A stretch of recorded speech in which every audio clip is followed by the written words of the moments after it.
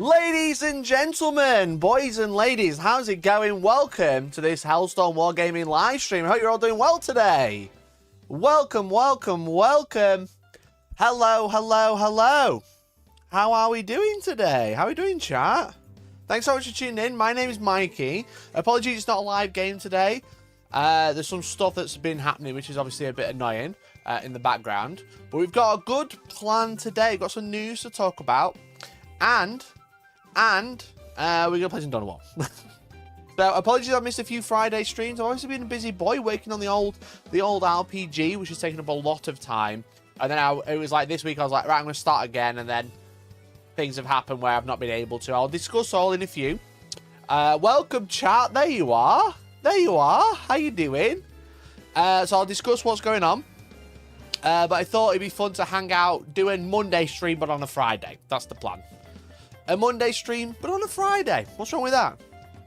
You know? So welcome in, everyone. I hope you're all doing well. Again, thanks so much for tuning in. I hope you're all having a wonderful week. Let me know what you've been up to. Let me know what you've been up to for the past couple of days. I mean, it's been 2 days since I last streamed. But what did I do? Wednesday, went to play some Gundam, which is very fun. Wednesday evening. I'm so addicted to that game. I just put out a video on the second channel. It's doing really poorly, but I don't even get that. There it is. It's all my Gundam shits right there. So, so I went and played some Gundam, did some wins, came 7th out of 20-something, which is fun. Only lost 1 game. And then yesterday, what did I do? I had a practice game at Comp Club at the Outpost, because every Thursday I run the Comp Club. So yesterday I did that, which was fun. But I just thought I'd show you. Look, here it is. I certainly made a profit with the Gundam knee type. So I'm going to be opening Pokemon before the end of the year, chat. Can you tell? I don't even know what half the cards are in this set. You know that, don't you? Why is the quality so shit? I know Big Zam because It's in 2K, bro. you've talked about it. Big Zam's Big Zam. Look, I'm going to be opening Pokemon cards before the end of the year, let's be honest. Assault on Torring Base. Let's be honest. That's going to happen. It's good fun, so if you haven't seen it already, go and watch if you like Gundam or just like looking at cards and stuff. It is one of my worst performing videos ever, as you can see. That's my average, that way. That's my average. The grey box here is average, so it's got 27, usual 72 to 400. But it's good fun, so you should definitely go watch it. It's a good laugh. It's me and Big C opening some cards. But yesterday I played the Comp Club. So, sorry, I'm got something in my throat. Could really do with a drink. What should I have to drink? I could have G Fuel Energy Formula. Let's go. That's what we got today. Nuka-Cola Quantum flavor. That's right, chat. Quantum flavor Nuka-Cola. Exclamation point G Fuel in chat. Georgie's dipped my scoop, so it's already revealed the color. But exclamation point G Fuel you can use code Hellstorm at checkout and get 20% off of your order if you want a sugar-free alternative that helps with laser focus. Because I sure do. I sure do. Man's such a Fallout, such a tourist, he doesn't even know what Fallout is. Well, I've played Fallout. I've got miniatures of Fallout. I've played Fallout Wasteland Warfare. Let me a tourist again. Call me a tourist again. Look at that. That's a real drink. That's a real drink. I've played with the developers, Deck of you. I've met the developer with mutuals on Twitter. Wow. Tasty. It's a really nice one. It's like Love Hearts, but with like a cola flavour. It's cool. Who plays your dad in Fallout 3? Me. I'm your dad. I'm your daddy. So Wednesday we're playing Gundam, which was having a great time. I ended up trading cards. But I did get scammed as well. There was like 2 cards that this guy I'd never met before. I was like buying and selling on Wednesday night. I got my little binder. Chat, I know you don't care about Gundam. I won't talk about it for too much longer. But I got a little binder. Look at that G Fuel sticker on it as well from Game G Nick. Because I got it with using Pleasant Kenobi's code, because he's obviously sponsored by them. And now I've got all my cards in a little chart. I got spoilers to some unboxing if I do one in the future. I don't think I will because it did so shit. I've got all my cards in a little binder.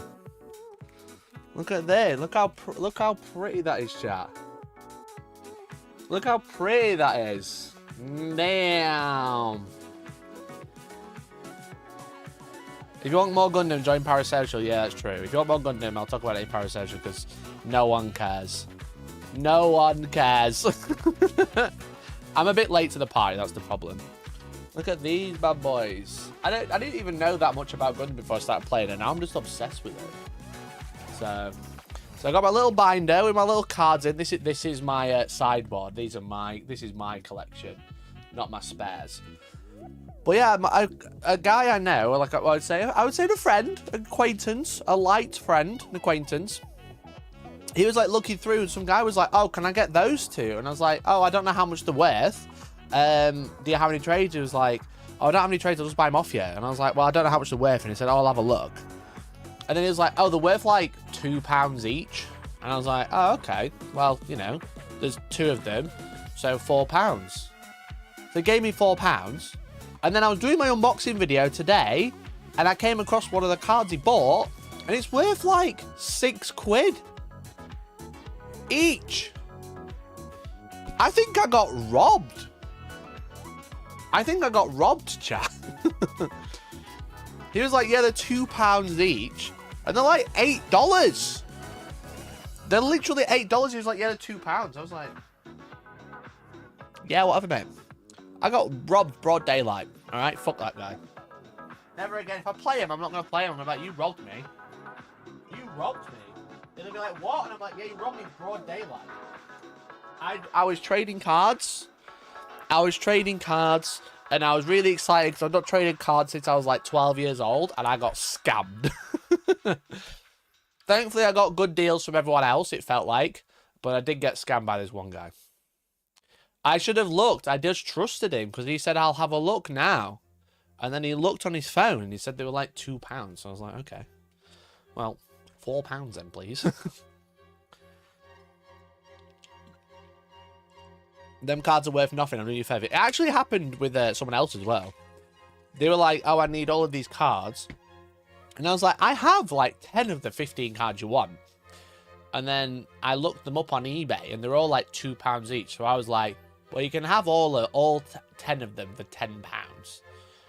And they were like, I don't think they're worth more than 10p. And I was like, well, they're £2 on eBay, buddy. They're £2 on eBay. Each, so go buy them. The bro really here with that Blood Raven Dread isn't worth anything. I'll take it off your hands. Literally, I literally got scammed broad daylight. Broad daylight. It was nighttime. So yeah, so I got scammed on Wednesday. I lost around, I would say, because if I'd saw they were like £6 or £7 each, I probably would have said £5 each. So I got scammed out of £6, chat. I got scammed out of £6. You're gonna have to buy some G Fuel, !G Fuel. Use code Hellstorm at checkout so I can recoup some money. Because I got scammed. Cardboard crack. Yeah, big time. Try the Magic the Gathering Money Drain. I do have Magic. I have one deck up here. Like that. I've got too much now. There's card boxes everywhere. Call the Popo. Yeah. I've got this. This is a deck that Georgie built for me. And I almost stole the sleeves off it the other day. Look at these. I don't know how to unbox it like this. But I got some old Shock. I don't know if it is... There's definitely nothing that's worth anything in this deck. Do I have any shiny ones? Watch it, I'll have like a priceless card. Watch it, I'll have like a priceless card in here now. I don't think this has any shinies. I don't think this has any shiny cards. It just has loads of old Shocks. No. I've got this absolute monstrosity. This absolute monstrosity. Like, look at the shape of it. Should I take it out? I don't even know what this is. Rakdos Fire Wheeler.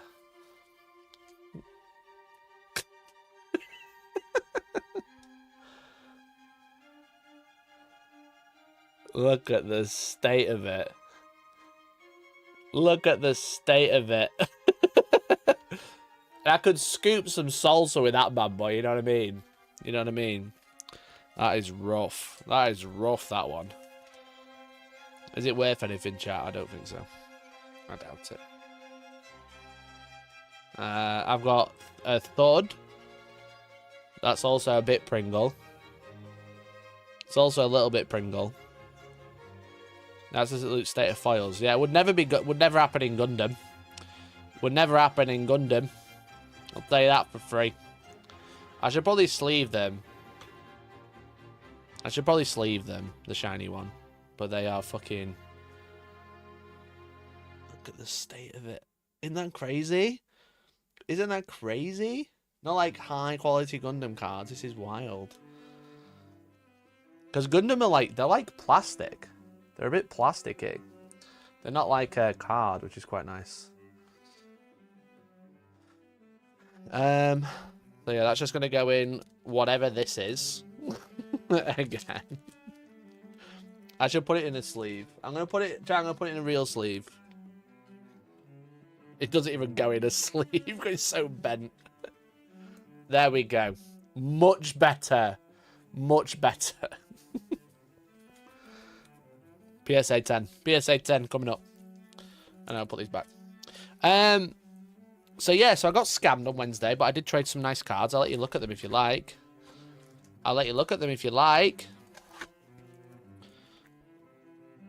Put in some codex. It's not a bad shout. But yeah, I found that out the other day. I forgot I had it, but I presume it was a workable modern deck at the time, maybe. I don't know what it is now. I got my little deck. Look at this, chat. I got my little deck box. Bam. I'm a professional. This is my deck.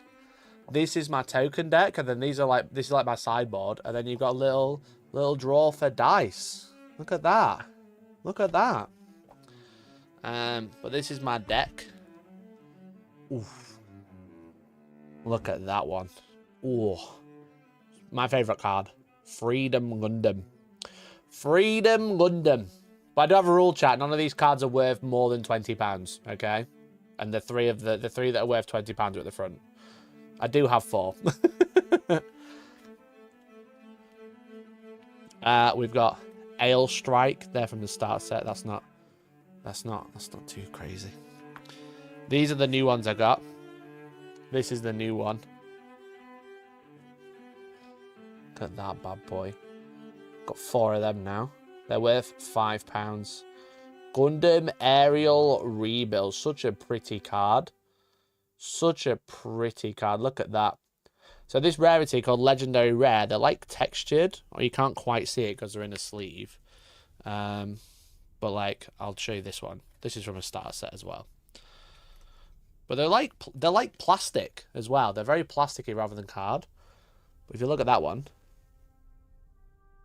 can you see it's like textured? It's so nice. They're so pretty. So good. Such a beautiful artwork, to be honest. Have you got any gun tanks? Yeah. I actually use token gun tanks in this deck. So they're like a couple of the new ones I got. Because they're really pretty. I'm not bad at this game either. I would say I'm pretty good. I'm pretty good at it. I do alright.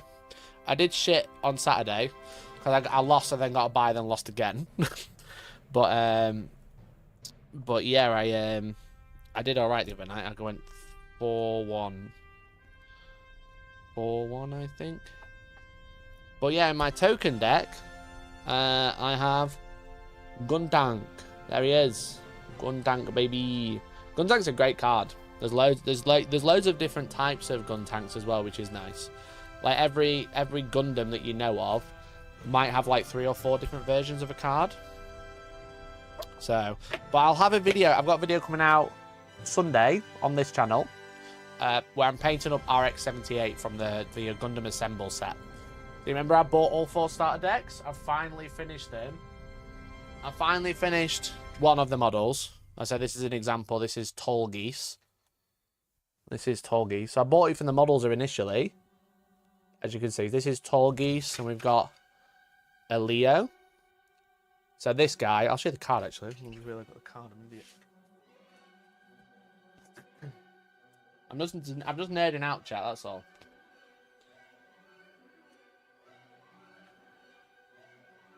So this guy, the model, Gundam Tall Geese, is this card, as you can see.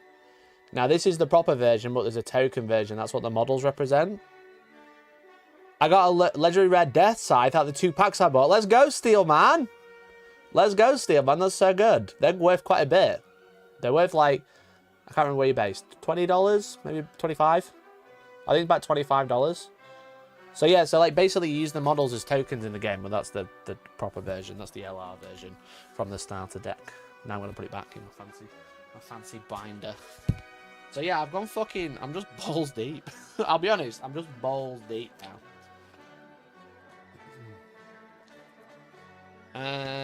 I've never been mentioned so many times. The last one I'll show you is Cal and Deck don't know about this deck yet, because I play with Cal and Deck on Discord a lot.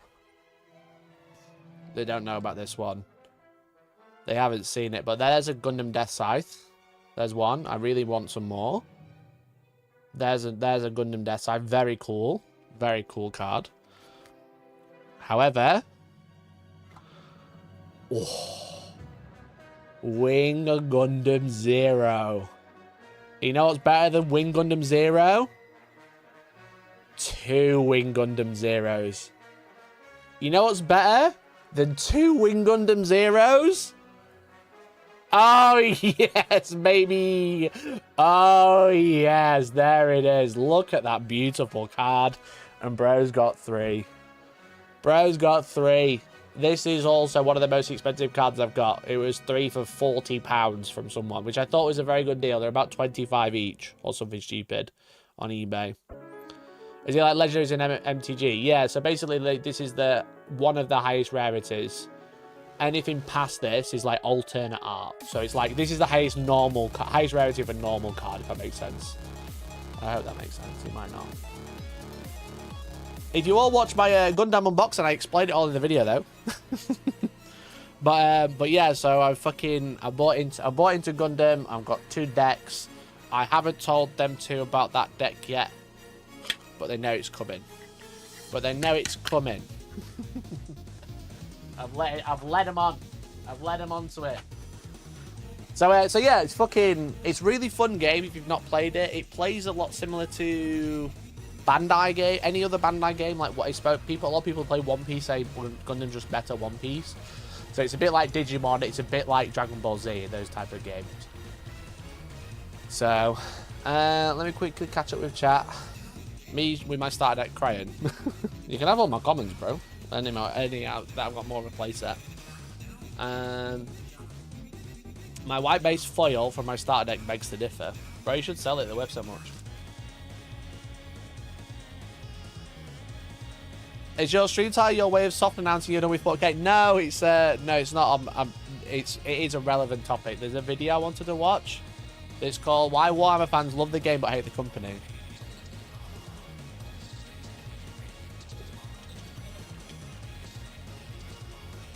Let me quickly catch up. I'm just scrolling up. Tragic this out. I'm at MTG. That's how far back I am.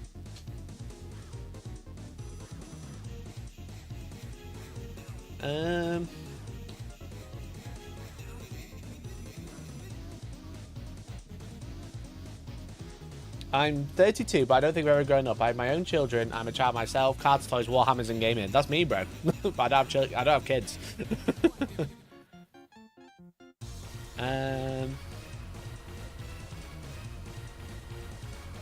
If you have one of the Warhammer decks, the cards are worth a bit now. Oh, really? The Warhammer Magic the Gathering decks. I have all 4. Are they worth something?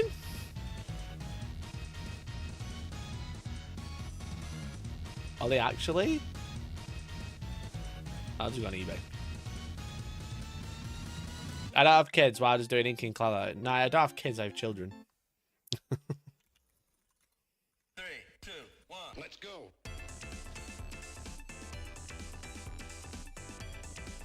£400. I mean, that's how much they were retail. Basically. They're just the normal ones, right? They're not fancy. I don't have the fancy ones. I just have the normal ones.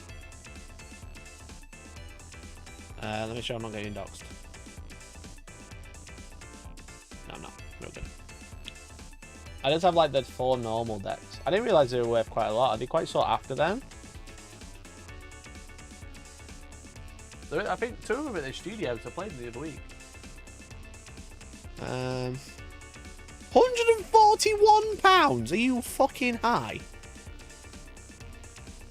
Wow.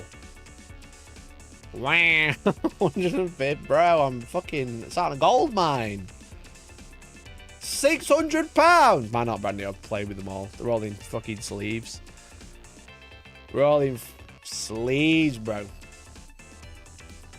We're all in sleeves. I've played with them. I've shuffled them. I've tainted them with my sweat.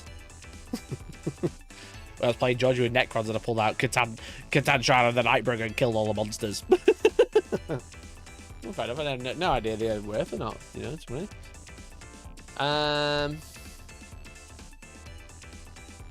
What's the Black Lotus? Get in the bin. Is Black Lotus not a foil? Is that am I crazy?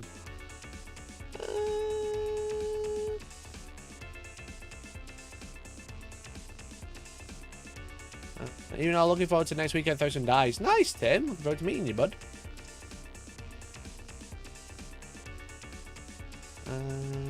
Sorry, I was quickly catching up with chat because I was nerding out about cards. Oh, deck box. I was hearing something else. Yeah, I wasn't saying dick box, funnily enough. Take me through a turn. I think that might be quite complicated to explain fully, but essentially, pull my cards away. But essentially, like Magic, you have like costs and stuff like that. So if I just picked a random card. Here's a random card, okay? Level 4, cost 3. Every turn you gain a resource. You go first, you have 1 resource. Turn 2, you gain another one. The level is how many resources you need to be able to use this card. And then the cost is how many it costs. And you gain up to 10 resources. You don't get any more in the deck. You just gain 1 a turn. And you're essentially trying to kill the other person who, for lack of a better term, can just take 6 attacks directly before they die. There's lots of other stuff in it. There's loads of other cool things, but I don't want to be talking. I could explain a term, but it might be quite intense. So, but it's really fun. I really enjoy it. It's really, really good. It's a very back and forth. The cards are really cool. The community I've been playing with is really fun. So, need a run back game. Now you've got another freedom. Hey, Kez, how you doing, bud? Thanks for tuning in. I played Kez. He beat me on Saturday. It was awful. Beat me twice in a row. I had 4 freedoms in my deck when I played. I've actually taken one out. But yeah, Kez, we played each other. So I lost my first game to the guy who beat me in the last event where I only lost 1 game. And then I got a bye, and then I played Kez and lost. But then I was like, let's have a rematch. And then I lost again.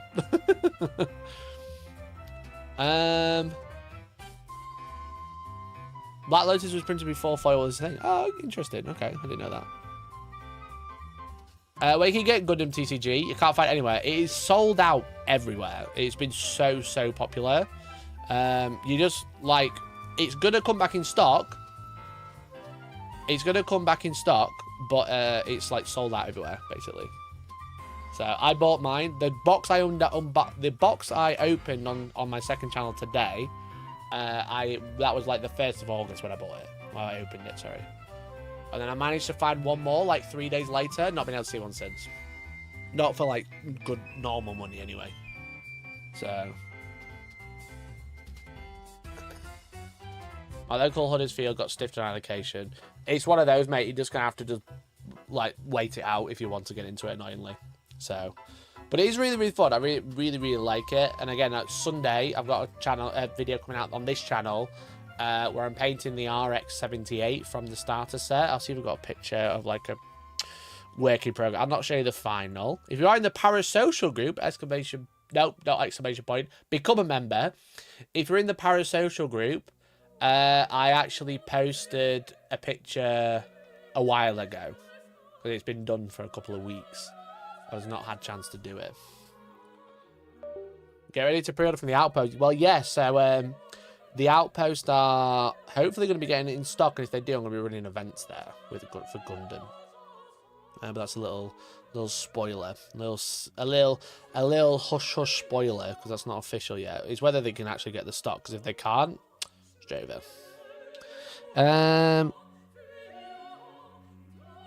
Where is it? Where is it? Where is it?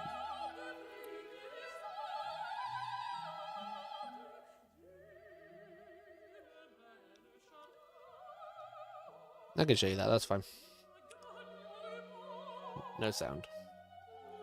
Ta-da, there's a little preview. I'll let it focus. So I got a video coming out with that bad boy on Sunday, hopefully, all being well. Isn't that good? Really cool. Very cool model. Very cool model. It's more about the models there rather than the card game, but I'll talk about the card game in it. So, anyway.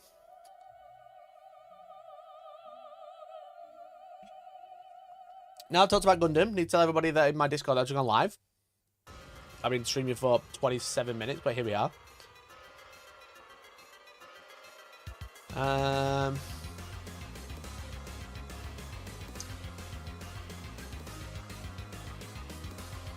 One second. Big drama.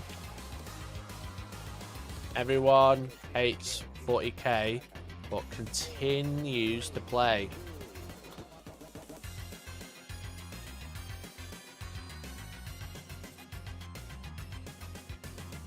Right, there we are. A friend of mine is one of the later print run all the original Moxes, I think. He dread think how much he has spent on Magic Gathering over the last 30 years. Yeah, Magic is like sometimes like crazy expensive, let's be honest.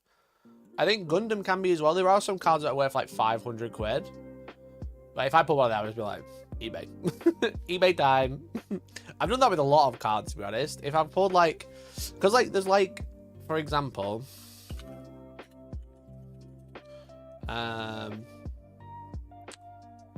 there's this website called tcgplayer.com, and if I just put like Gundam, and we'll put like Duo Maxwell, who is like a pilot, so like a support card. There's so many different versions of him. So there's like this one, which is like a normal rare for £2.50, right? So this one you can pull in packs, okay? And then there's this one. This one is like a participation pack. So when you play in a tournament, you get like a 1-pack promo card, which is like random. This one's worth $6. It's the exact same card except for the picture. Okay. And then there's this one, who I actually pulled in my first box in the video today, which is $45. It's the same card, it's just got different artwork on it. You know? Davey, thanks for the 36 months, dude. Thanks. Happy 3 years, dude. Happy 3 years, bro. Really appreciate it. Rejoined. David Hughes celebrates 36 months of membership. Liverpool for the win. Liverpool for the win, indeed. Thank you for the 36 months, dude. Happy 3 years, dude. So yeah, so it's the same card, but the cheapest one that comes in a booster pack is £2.70. And then one you get for playing in a tournament is £6, and then the fancy one is 45 quid. But it doesn't do anything different. So I was just like, I don't care about alternate arts. I like the look of them. They're very pretty.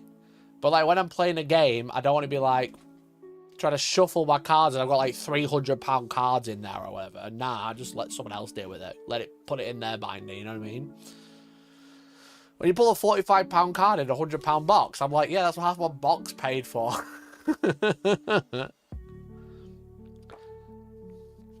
So yeah, so I've really been enjoying it. There's another set coming out October time. I'll try and be a bit more active with it, and maybe you'll be able, if you are interested, you'll be able to pick some up. But yeah, it's been really fun. So I bought 2 booster boxes every starter deck. I've bought two of the starter decks twice now.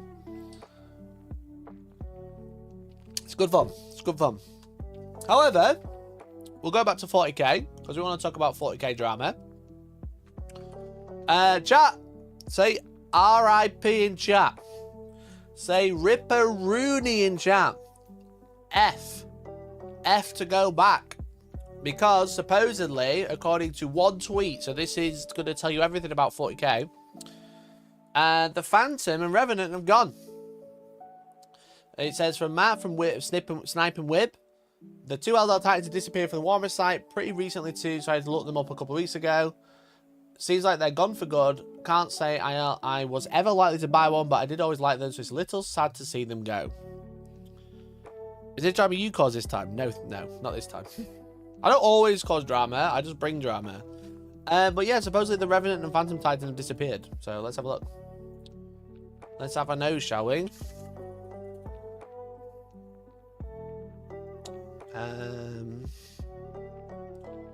Warhammer. Xeno. Eldar. Galahad! Thank you for the gifted, dude. Long time no see. How are you doing? Thank you for the gifted. Welcome in, welcome in. If you've just been gifted membership, Kerry comments on, I should say a huge thank you. The clear plastic terrain already destroyed 40k, so don't worry, that's true. Do they have Titanic? There's only the Wraith Knight. There's only the Wraith Knight. Bruh. Bruh. Galahad, thank you again. Thank you again, Galahad. Thank you for the gifted. Really appreciate it. Be like Galahad, a gift for membership. Really appreciate it. I got scammed the other day. Don't you want to help me out? So it looks like the Phantom Titan's gone. Yield. Revenant. Not those ones. So, no, can't do a sort. Because it's the Games Workshop website. Why would you be able to sort? God, there's a lot of Revenant, isn't there? Not one Eldar, though. Buying TCG does not count as getting scammed, Mikey. You missed the part where I sold 2 cards to someone because they said they were worth £2 each, and then I realised they were worth £7 or £8 each. Scammed. Sold 2 cards for £4. One of them is worth 6 or 7. I would have sold them both for 10. I got scammed. I got scammed, bruv. Mikey! Techno! £10. Thank you for the super chat. Tickets for All Stars chat. That's true! Gonna be huge. That's true. Chat, it's the last chance to buy a ticket to the All Stars event that's happening next week. That's like 2 old Greg's lunches. Yeah, I got scammed. I told you. Why would I lie? We do have a few tickets left. There's 27 left in stock, so I think we're about 30-odd players. 30-odd players, which is going to be good. Should be a good size event. Food's included for that price as well. Members do get a discount. So if you are a member, make sure you grab a ticket and use your discount. It's happening next weekend. List submission is this weekend. But the event is next week. So it should be a good time. I'm really excited for it. I'm really excited for it. It should be a good laugh. And you can come too. There's going to be fun prizes to win. Not just for first, second, and third. There's spot prizes. There's fun things happening. We've got like people coming down to hang out and stuff, so it should be good fun. And there's like a bar, there's food included, so it should be a great time. So thank you, Dental, for the 10, mate. Really appreciate it. I was surprised the Space Wolves Army box and the World Eaters Limited Edition Codex and coin are still available to buy. Oh, really? Interesting. I need to get that one, the Space Wolf one, because I like the kits out of it. I like the kits out of it, and I think I could make some good videos with it. But thank you to the 2 donated members, dude. I really appreciate it. Don't know why I remembered because Greg's, but apparently the Tesco meal deal went up yesterday. Absolutely drove it. Yeah, I think it got up 3 times in 3 years. Isn't it like £4.50 now or something for a Tesco meal deal? It used to be £3, and then it was £3.50 unless you've got a club card, and then it was £4 unless you've got a club card. And then it's £3.50 with a club card. Now it's £3.75 and £4.50 with a club card. Fucking woke got the Tesco. That's what I say.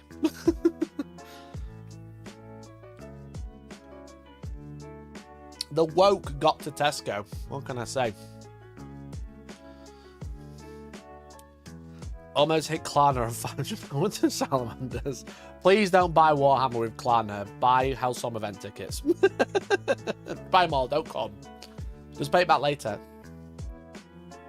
Just pay it back later. You know what I'm saying? But yeah, right. It's a good. I presume you can. Can you still buy it from !the Outpost? That's the question. My local pizza takeout offers on Klarna. Bro, it's so bad. Did you know? Let me Klarna burrito stats.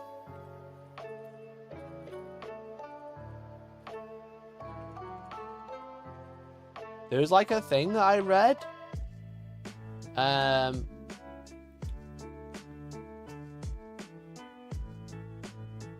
There's like a whole video. This one. I don't know why everyone's fucking loading in 240p. Why Klarna is losing millions from burrito loans? There's actually like a real big problem with Klarna and people in America like using pay in 3 or buy now, pay later, which is just credit, to buy takeout. You know, it's like becoming like a bit of an epidemic. Like buying 4 tires on Klarna is like, it's an understandable way to use credit, but doing it to buy Taco Bell is probably not the best idea, you know? So, yeah, like I have it on my website, but that's just because I get a discount on credit fees, on like card fees, if I offer Klarna or buy now, pay later. It's a bit of a scam, to be honest. But like, if I don't have it on my website, I have to pay more in transaction fees, just because they know. You know what I mean? They know. They want people to use buy now, pay later. Why? So you fail a payment and have to pay credit back. But it's actually a bit fucking. It's a bit fucking. Shall we have a look? Shall we have a look at this? But yeah, burrito loans, like Klarna loans and stuff, is actually wild.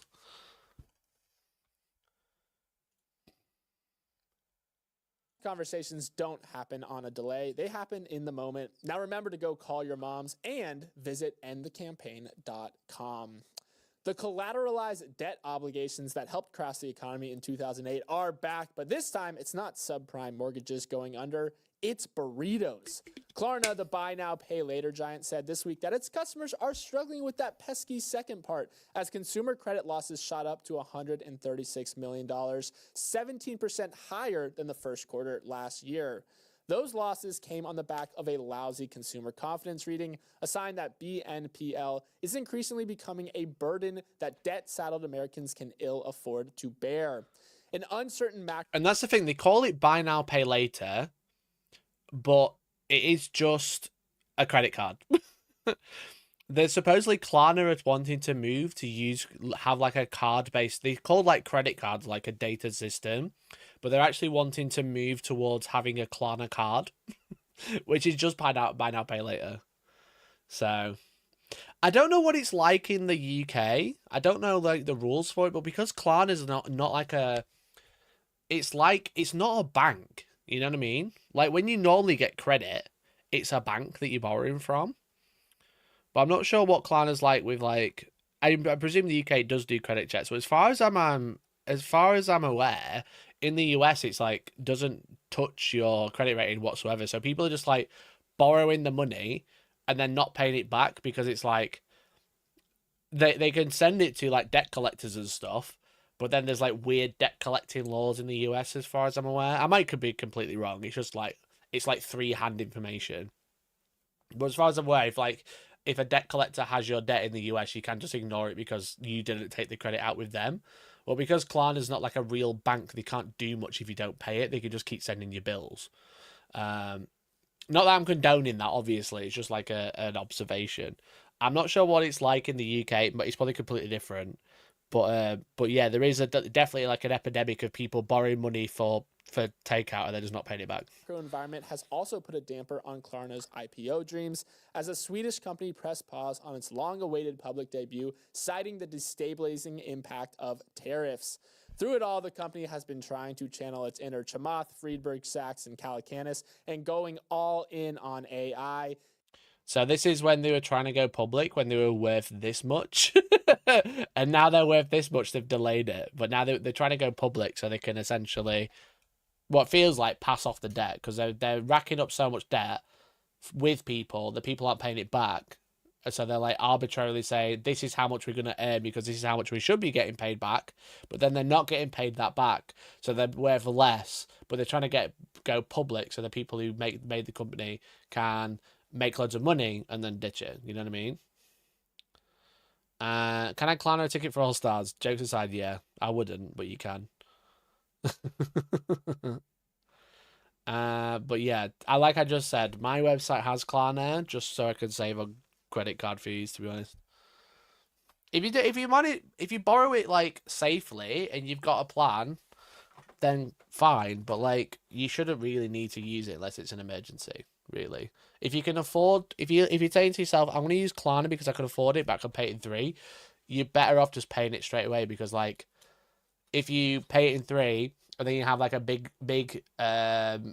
bill come out and then you miss a payment by accident, you just get screwed over. That's how they make the money, is from late fees. Its CEO presented its earnings call on Monday using an AI-generated avatar of himself, though there have also been some rumblings that its AI aspirations have gone too far. Maybe I'm going to I'm going to eat the fees. Maybe I'm just going to eat the fees, bro. But yeah, before I added the card thing, it was all through PayPal. And people were just saying that like it's $7.90 to use PayPal. It'd be so much better if you could use Apple Pay on the website. And then I added that. And then like it was like part of a bundle with like Apple Pay, Google Pay, and Klarna, which is kind of annoying. Earlier this month, Klarna CEO Sebastian Shemakovsky said that the company began hiring human gig workers since AI by itself wasn't enough to provide quality customer service.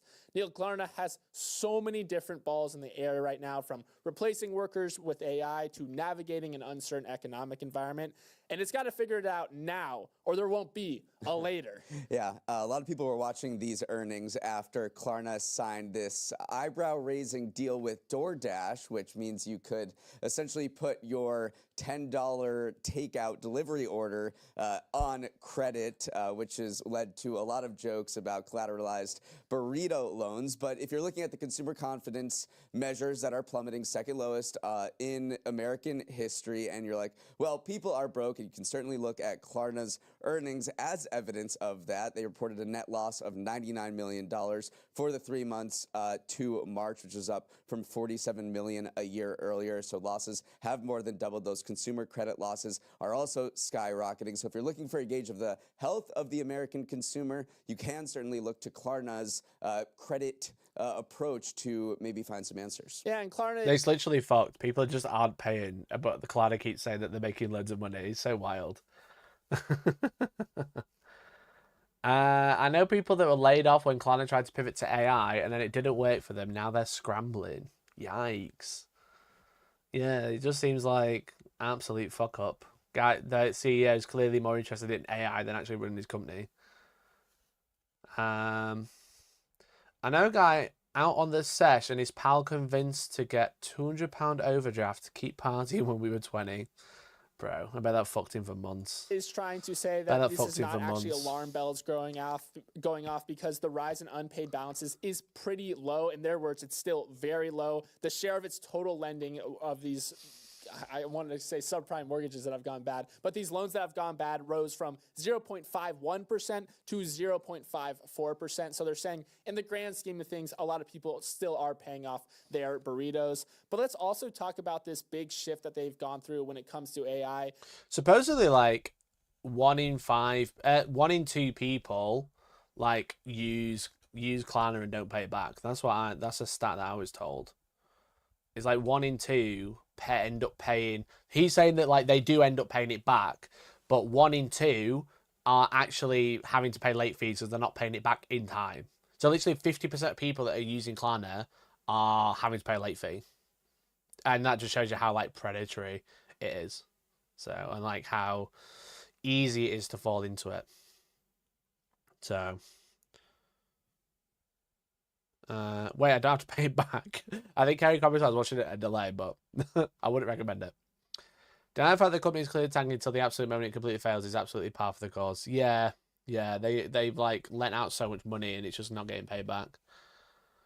How many people use Klarna to keep up with all the FOMO boxes GDP drops? Probably quite a few, mate. And if they do, half of them pay a late fee, so they end up paying more for it. Just same as Wonga and all those loan companies. Yeah, it's not quite a shark, but it's definitely up there. You know what I mean?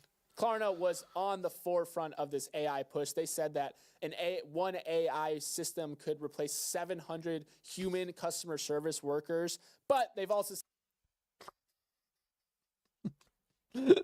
And how's that going, Klarna? How's that working out, Klarna? said we may have gone too far. They said that maybe cost became too predominant of an evaluation factor and that quality suffered as a result of that. And so now they are trying to invest in the human aspect of customer support again. Shemakovsky said that we want to have a human in the chain at all times, basically because they provide superior customer service to an AI bot. So it has been. As far as I'm aware, they fucking sacked them all. You know? They sacked them all.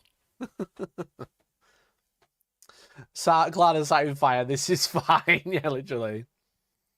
Cloud is a massive problem. The UK government is looking to make them and similar companies start doing credit checks on transactions. That was it. Yeah, I didn't think that was the case. I didn't think that was the case yet because it's kind of like a new thing, but it's credit card with a new name. That's all it is. Klarna and everything like that. Buy now, pay later is credit card with a new name. They just call it buy now, pay later because it's technically not credit because there's no credit check. That's how I understand it.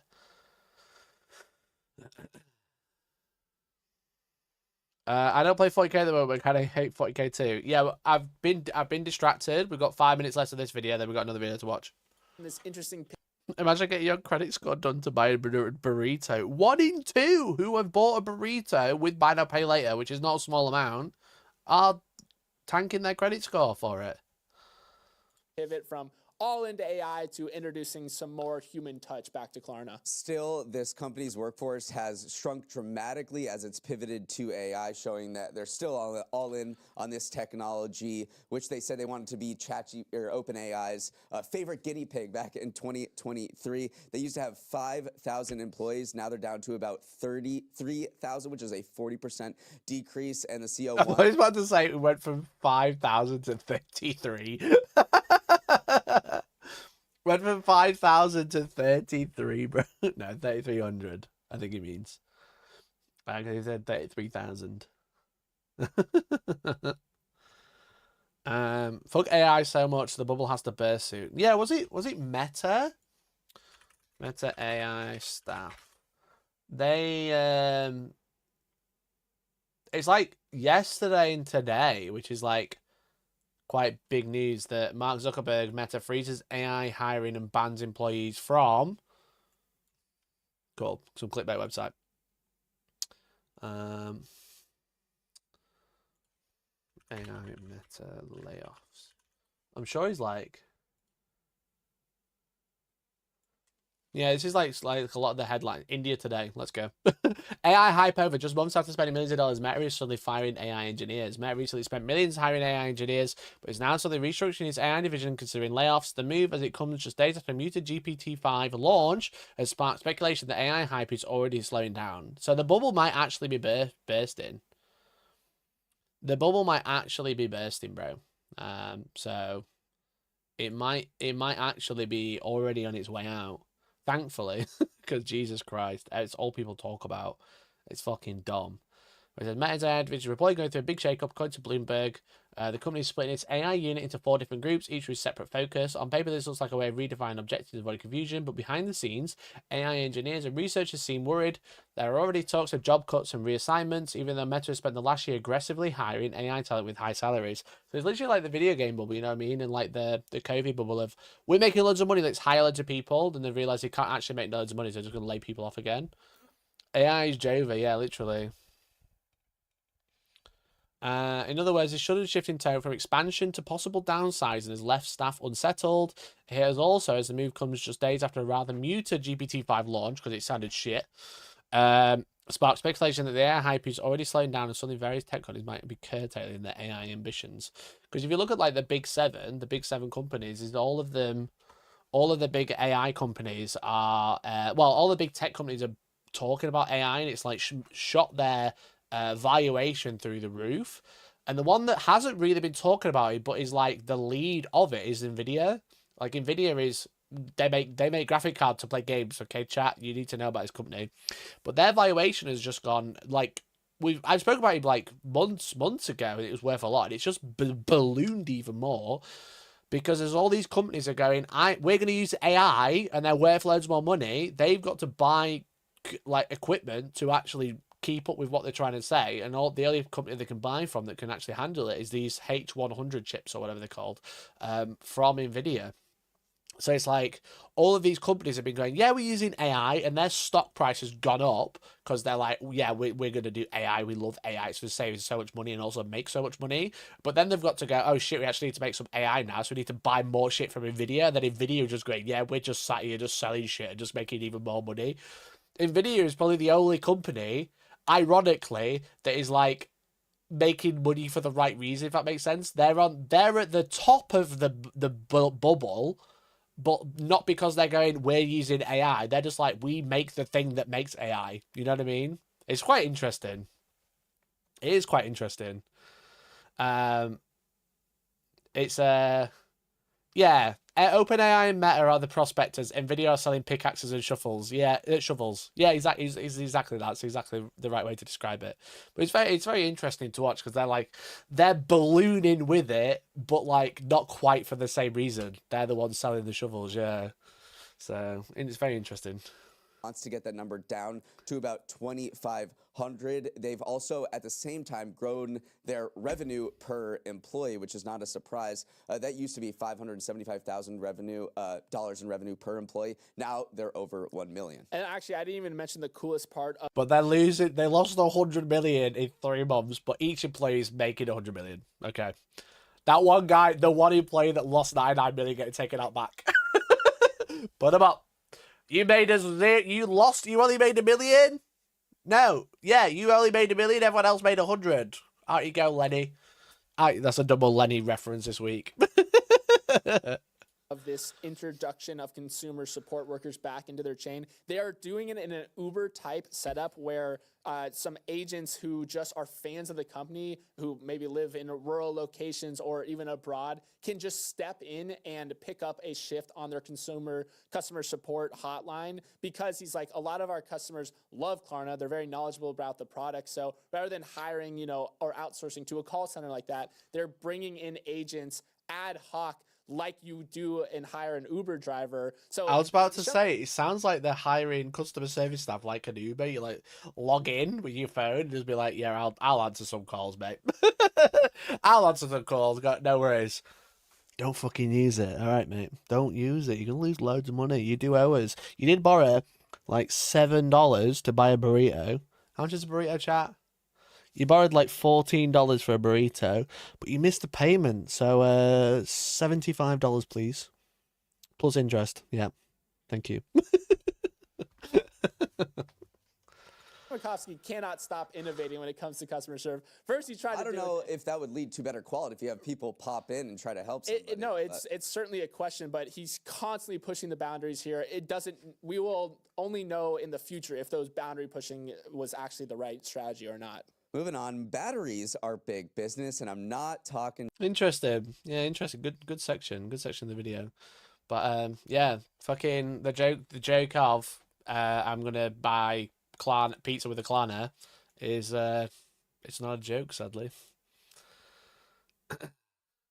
It really is just like those 3,000% APR payday loan companies. Yeah, it is literally the same.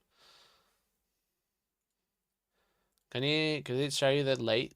I'd have to go through the terms and conditions. Let me just Google Klarna late fee cost.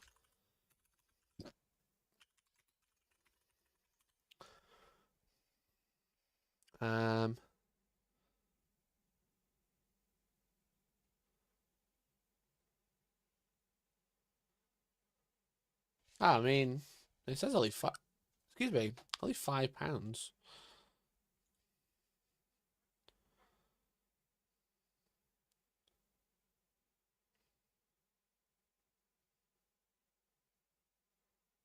Then they send your account to collections. That's how you get fucked.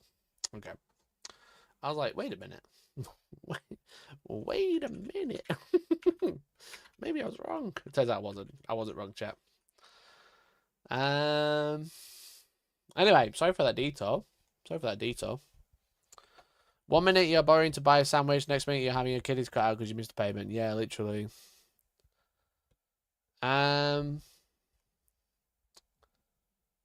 It was between AMD or Nvidia in 2015. We all knew it was the Nvidia for GTX 980. It was that moment we all knew it was Nvidia.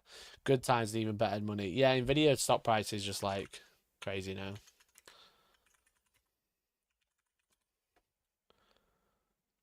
If you look at like 5 years, it's very similar to GW. Obviously, this is worth more, but like in terms of like growth, like scale of growth, it's very similar to GW.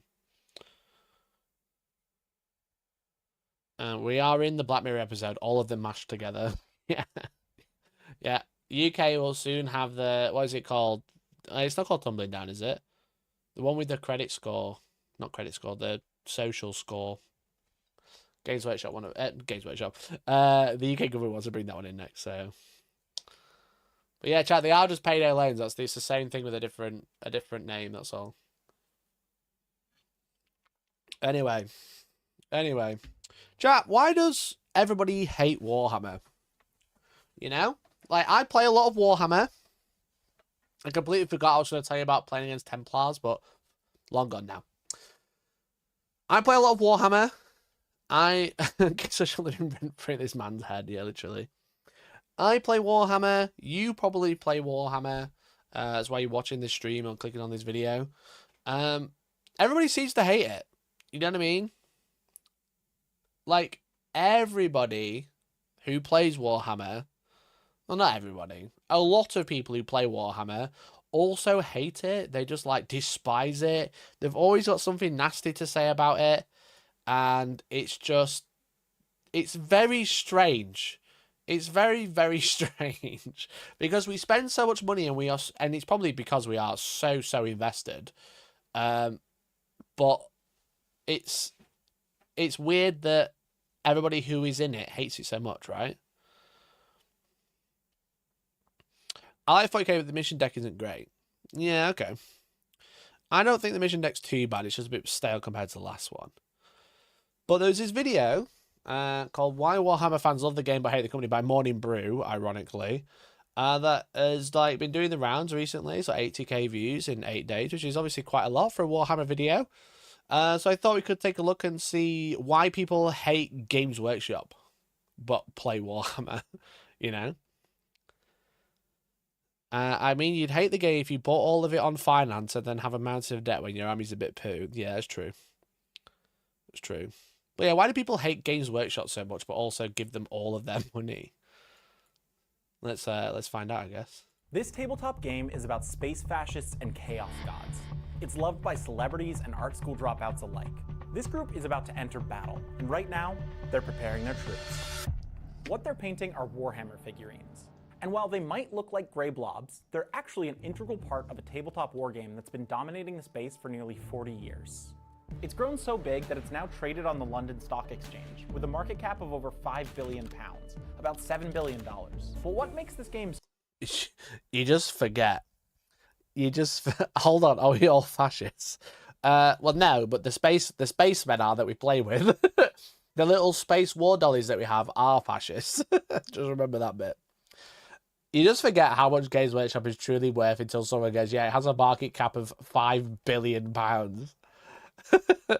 5 billion. Billions. With a B. Oh, what a great show. What a great show. But it just shows you, like, it's obviously exploded in recent years. It is a FTSE 100. It's one of the largest companies in the UK. When they were arguing with Europe about the fishing license and the fishing laws, Games Workshop was worth more than all of that combined, which is quite funny. So yeah, let's continue anyway. So addicting that people will throw hundreds of dollars at unpainted figurines, that Henry Cavill wants to produce a TV series based on it.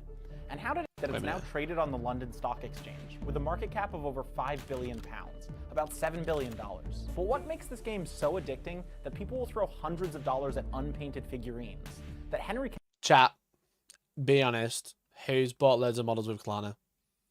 Who's bought loads of models with buy now, pay later? Admit it in chat right now. I won't tell anyone if you don't, but who has spent loads of money with buy now, pay later to get unpainted models and then not pay, and then not mention, not paint, and then not painted them? I bet there's one of you. I bet there's one person in chat who's used Klarna or similar to buy Warhammer and then not even painted them.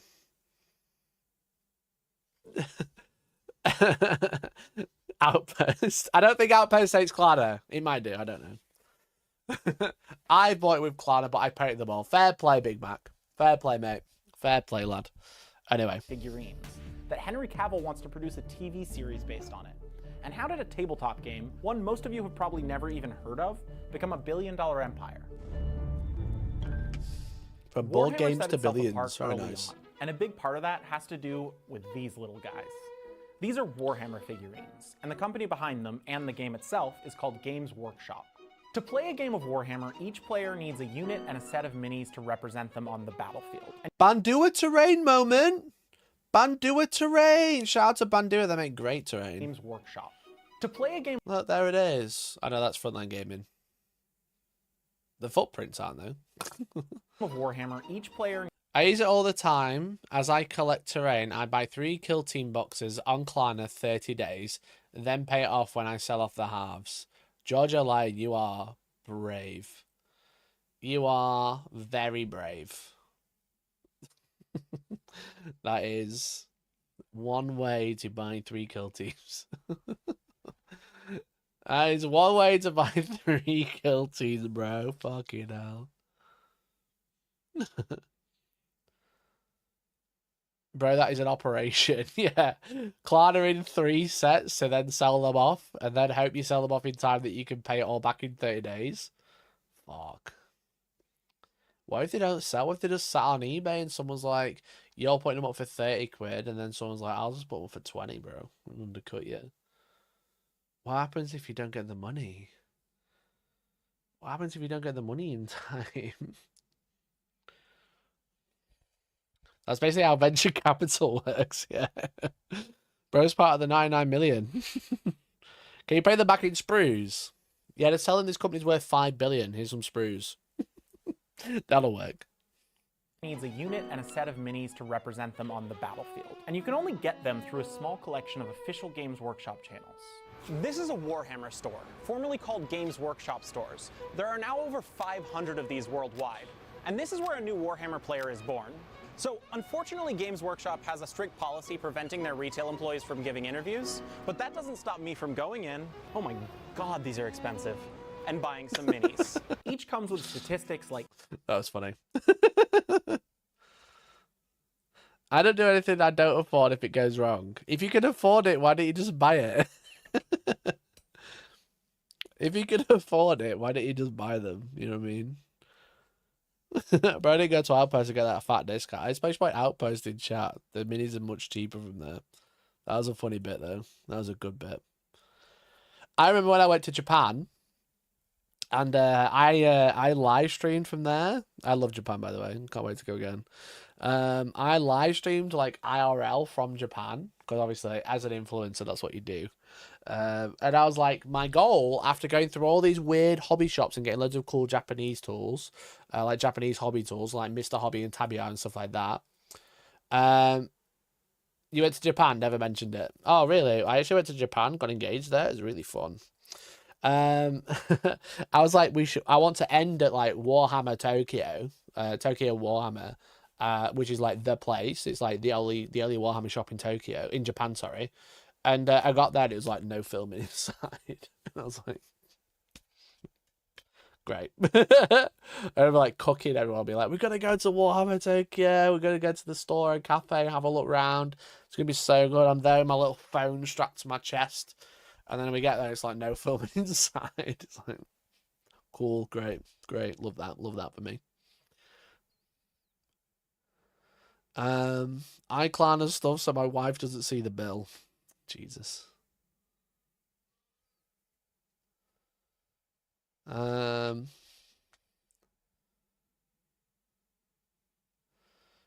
To be fair, I could afford the one time I did Klarna, but looking at the price being 100 quid made me iffy, but then paying 35 quid 3 times is more reasonable.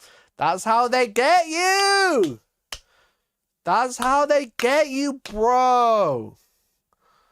That's how they get you in. That's how they lead you in. That's how you end up with loads of debt. If you can afford it, just buy it. Just, you know, give yourself £35 a week, but then put it back on your debt. You know, it's the same. Stop me from going in. Oh my god, these are expensive. And buying some minis. Each comes with statistics like hit points and abilities listed on a card. And most of them come just like this, bare bones and gray. But that's part of the appeal. They're white. They're not bare bones, they've been primed badly. They've been primed badly, bro. Look at them. Like they're so gritty. And gray. Look, there's no details left. It's gritty and they just filled the details. They're white. But that's part of the appeal. Painting these figurines and customizing your army is an integral part of the hobby. Warhammer stores even host painting events. If you go in as a newbie, you'll likely be offered the chance to paint a mini for free. This is the first step in the indoctrination strategy. This is the one I painted. I've been calling him Gung Ho, but that sounds like a drag name, so be nice, chat. Chat, be nice. So I need to introduce bro to Colourforge. True! Those fucking that white primer's fucked you, bro. Imagine if you had a really nice blue primer to start you off here. If you go in as a newbie, you'll likely be offered the chance to paint a mini for free. This is chat, it's his first mini. First step in the indoctrination strategy. This is the one I... Chat, it's his first mini. Leave him alone. Leave him, don't be mean. It's White Scar that's fucked him. I think insults everything. Bro, I just need one contrast paint, you know what I mean? Painted. I've been calling him Gung Ho, but that sounds like a drag name. So let me know in the comments what I should actually call him. Call him brother. Call him brother. I love that his entire tyranids. Can you believe this? Get a load of these nerds. Yeah, literally. As he says, with his Warhammer table in front of him. In a way, it's a brilliant strategy.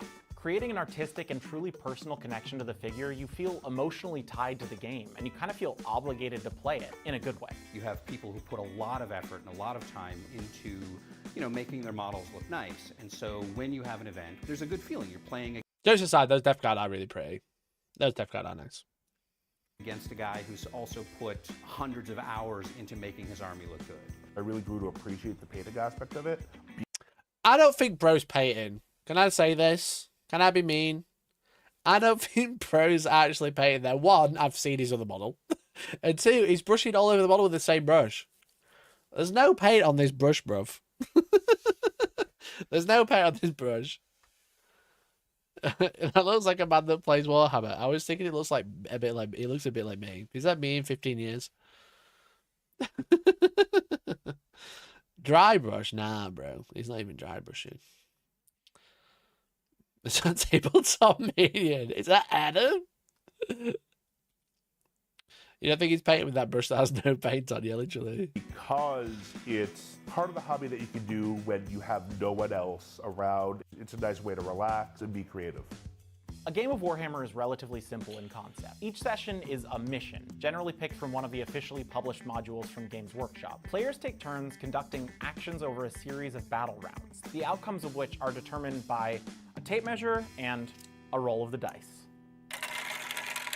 Yahtzee! There's 5 rounds.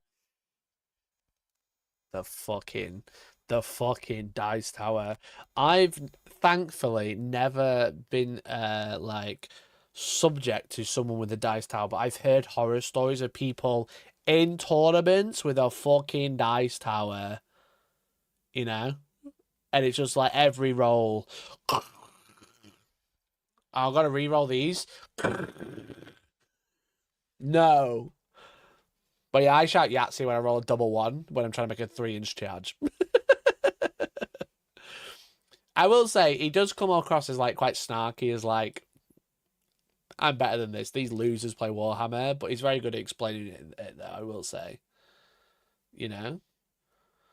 I will say he's very good at giving like a very basic to people who have no idea. It's a very like digestible way to explain what Warhammer is. So, but he's been a bit of a twat about it.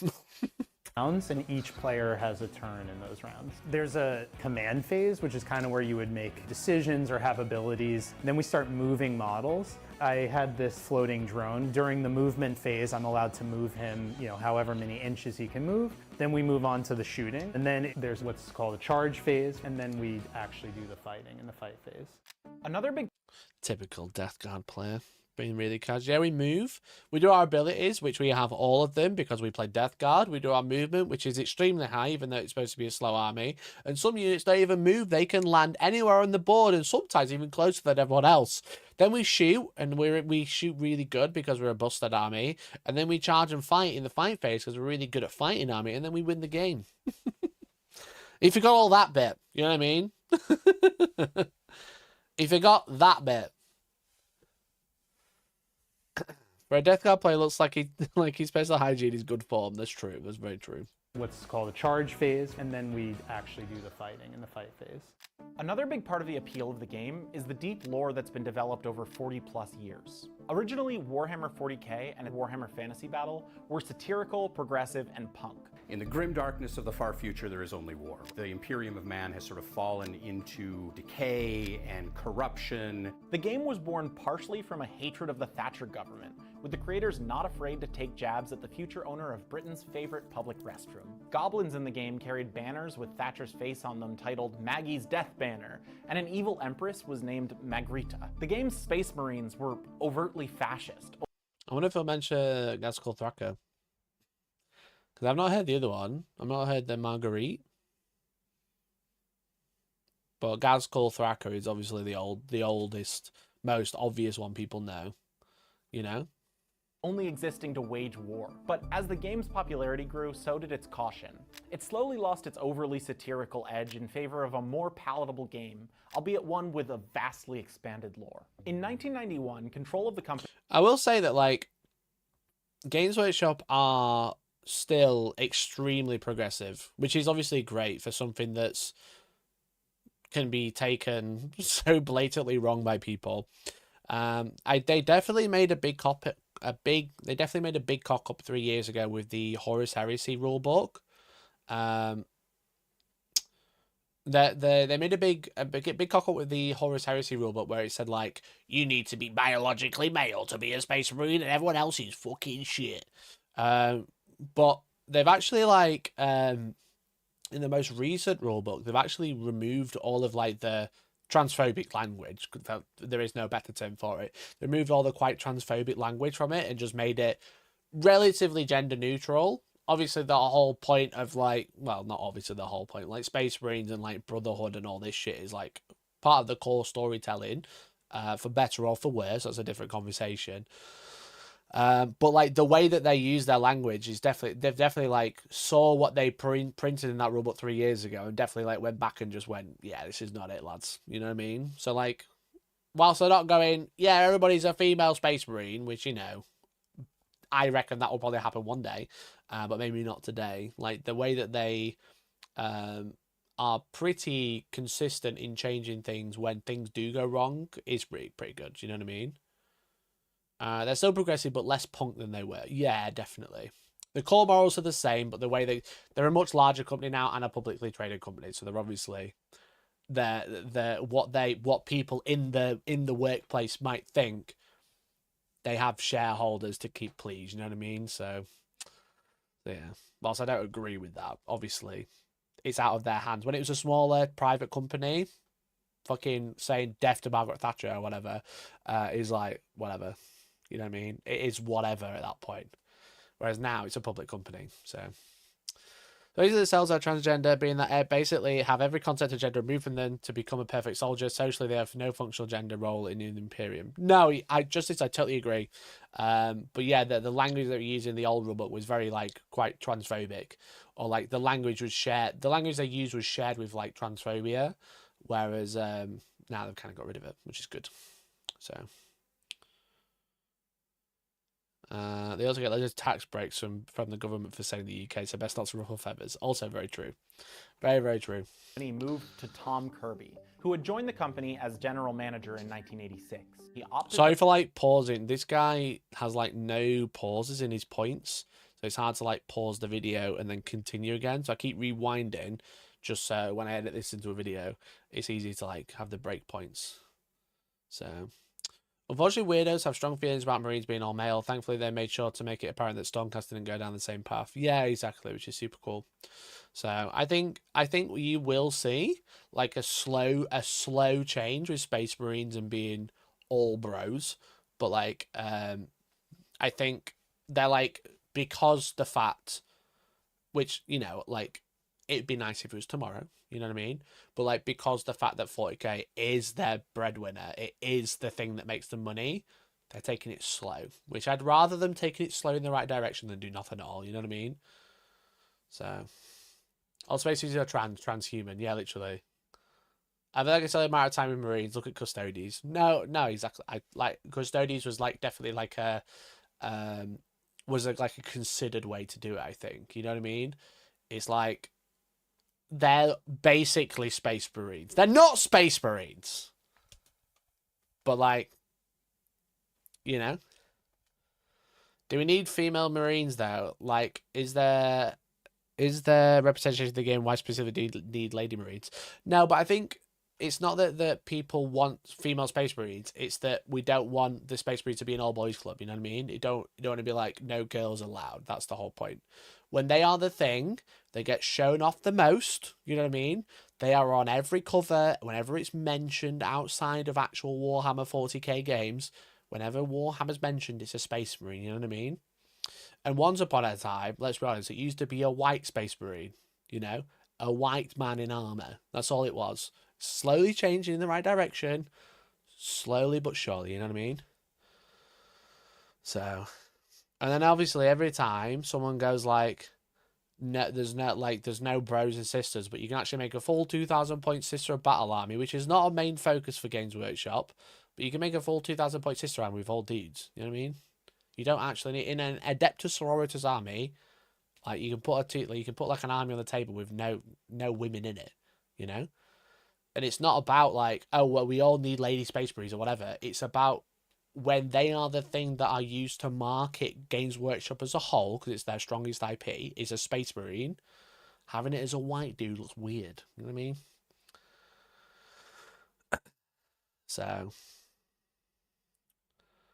and sisters are one faction. Yeah, it's just like there's always the argument of like, well, we have sisters of battle and we have sisters of silence.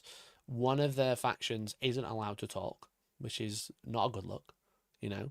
And then the other one is like extreme religion, which is very, it's like it's a skew faction, you know what I mean?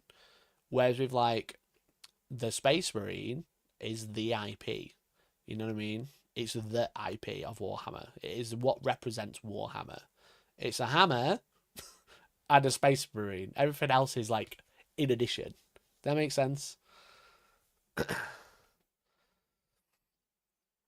Representation can't just be tokenism, so getting a pass for one faction being female oriented doesn't cut it. No, exactly. But yeah, I think people always say like cis is a battle of like, I don't think sometimes they use it like negatively, but some people are just like, well, you know, they've got sisters, so why do we need female Space Marines? But it's just like to be so exclusive. You know what I mean? That's not the best look for the guys on the poster. You know what I mean? The best way is to be the guys on the poster is everybody, and then you can go and get your skew things. You know what I mean?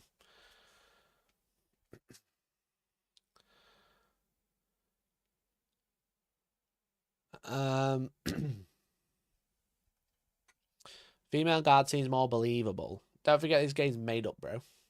All of it's made up. There's literally a screen of metal robots on screen with minds that have been transferred from bodies due to a god that came from the stars. You know what I mean? When I just walk it on, sounds like an adult conversation that like. So for full context, I know he's just tuning in. I was referring to the fact that Games Workshop are quite progressive, and all the shit that they wrote in the Horus Heresy 3rd edition rulebook that was had a lot of language that's shared with transphobia has since been removed. So.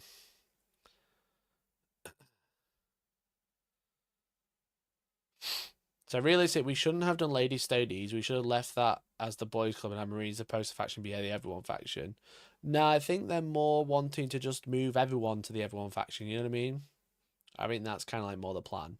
I think Female Custodies is probably like the test bed and like the opening the door, as it were, to more possibilities, rather than just being like, no, it's always been this way. You know?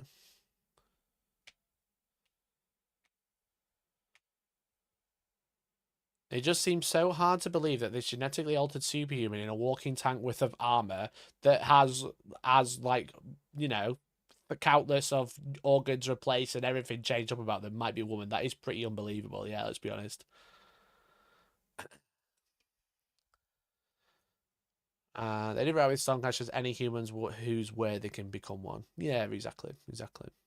And I think you'll see that. I just don't think we're not going to see it tomorrow. I just think that's the direction. You know what I mean? That's clearly the direction because it just makes more sense. So anyway, as we were, it wasn't completely. I wasn't planning on doing like a discussion about progressiveness. I didn't realize that was in this video. But I think it's sometimes good to have like an adult conversation about it. You know.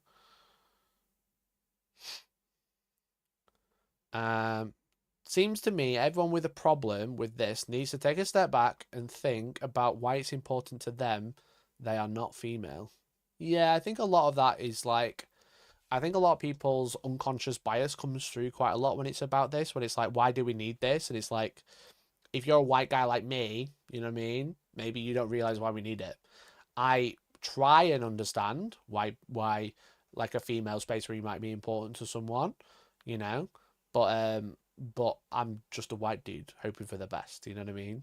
And maybe that could be the same for you, you know what I mean?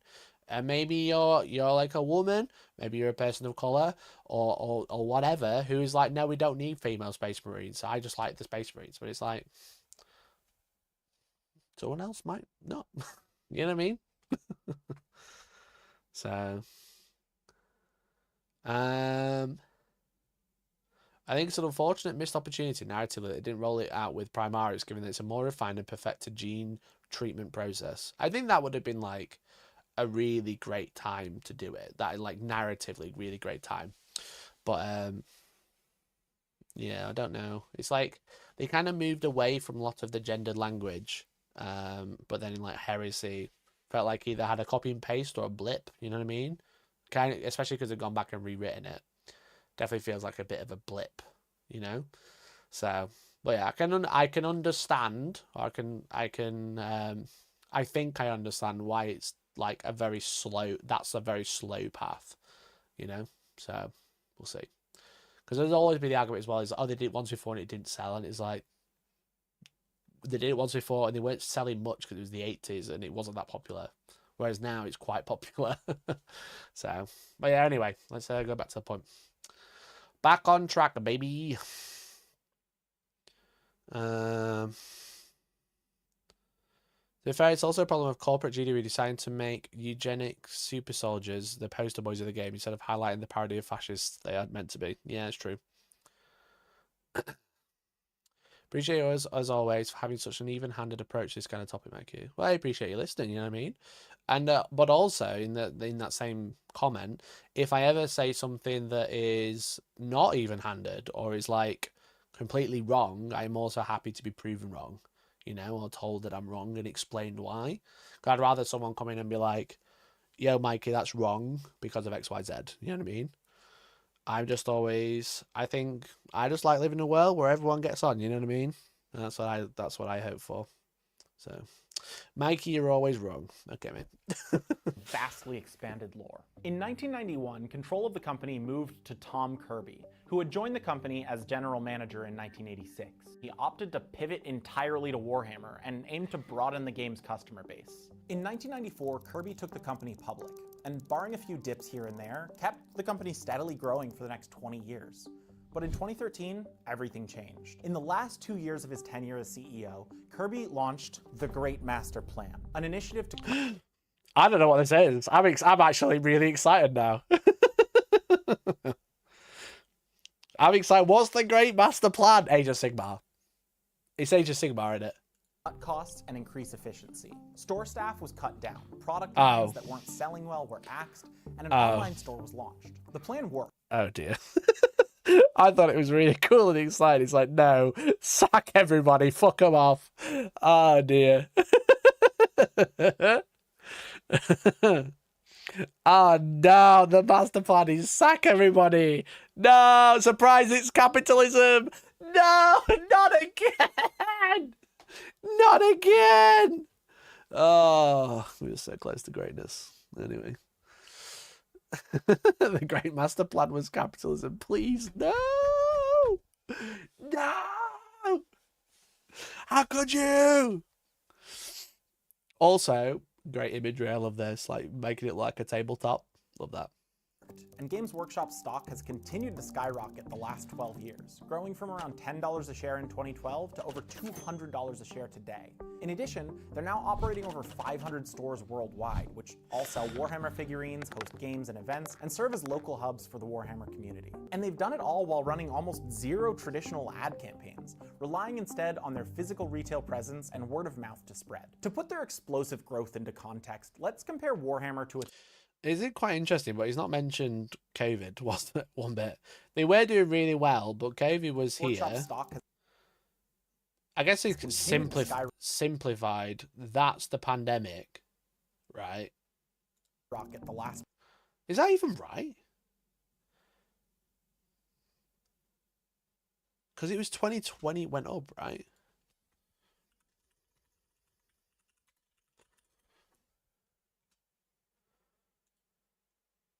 I gotta look for the max. It's oversimplified. It's oversimplified, I would say. Because they had a drop in 22. What was the drop in 22? I always forget. But then this was the Amazon. Because if you're looking at that, I'm looking at this one. Because 2020, this is the pandemic. And then there's a drop in 22, but there's no drop. There's a drop there, I guess. And then a drop in 24.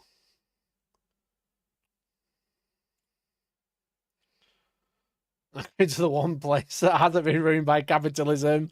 Space Marine. 2022, Liz Truss. Ah, yeah, good point. Liz Truss, yeah. Good point. Good point. It's not mentioned the pandemic yet, but that was a lot of this. You know what I mean? A lot of this was the pandemic. 12 years, growing from around $10 a share in 2012 to over $200 a share today. In addition, they're now operating over 500 stores worldwide, which all sell Warhammer figurines, host games and events, and serve as local hubs for the Warhammer community. And they've done it all while running almost zero traditional ad campaigns, relying instead on their physical retail presence and word of mouth. And YouTubers! All the YouTubers, thanks. Pat on the back, YouTubers, hardest job in the world. All that free content that Games Workshop get just for sending out a couple of sprues every now and then. Shout out to the YouTubers. Pat on the back on the back, Pete the Wargamer, Little Plastic People. Pat on the back for all the hard work you do for Games Workshop stock price by advertising their more products. Let's go. Hardest job in the world. Let's be real. Hardest job in the world. Honestly. Well done, YouTubers. It's the only round of applause you're ever going to get. spread. To put their explosive growth into context, let's compare Warhammer to its closest tabletop analog, Dungeons & Dragons. D&D, while formerly part of an independent company, is now owned by Wizards of the Coast, a subsidiary of Hasbro. Hasbro also notably owns Magic the Gathering, Transformers, and most importantly, Peppa Pig. In 2022, Hasbro had an operating revenue of $5.86 billion, but only about $1 billion of that came from tabletop gaming. And Forbes estimates that Dungeons & Dragons accounts for roughly $150 million of that. Compare that to game. That's quite small to what I was expecting. I was expecting, I suppose, like, in the grand scheme of Hasbro, like, that's a lot. However, 2022, still reeling off the back of the pandemic, right? Still reeling off the back of the pandemic, I would say. Not a great time to invest in D&D, unless you're playing online. Whereas Warhammer, balling. Workshop the same year, with an operating revenue of roughly $500 million, almost all of which comes from the Warhammer franchise. So, while Hasbro has much higher revenue overall, D&D is nowhere near the cash cow Warhammer is, which has led Games Workshop stock to grow 100 times as much as Hasbro's over the past 15 years. Wow. The difference is crazy. I mean, Hasbro's done really well, don't get me wrong, but the difference is crazy.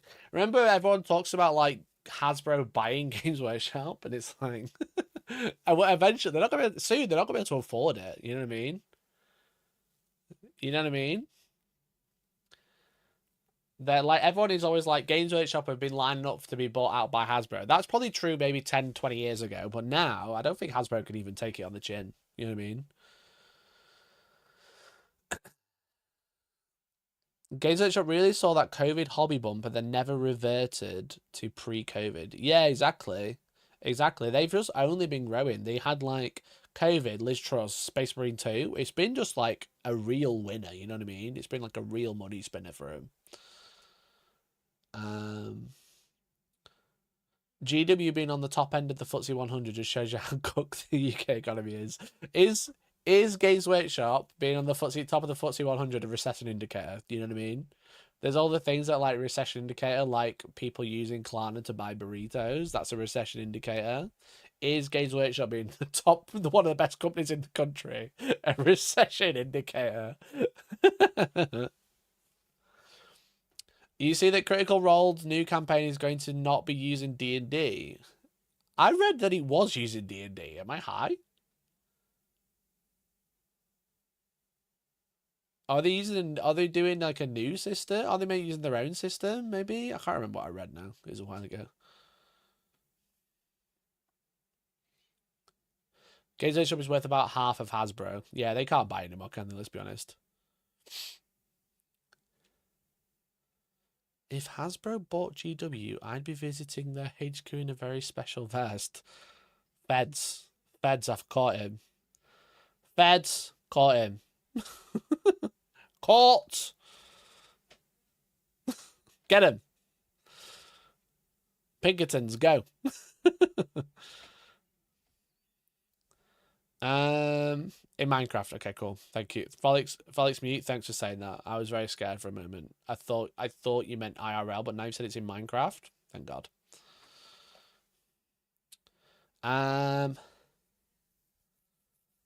The weird part is them not using the Dagger Heart rule set that Critical Role developed. This is like deep lore that I don't understand. The only bit of Critical Role I've watched was when I was editing it to see how their cameras were laid out and where I was going to put my cameras. That's all I've watched. I will not watch any of it.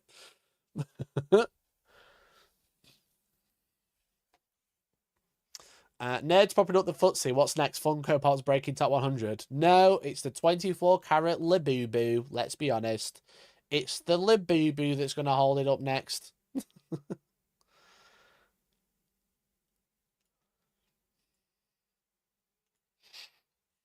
All this tells a clear story.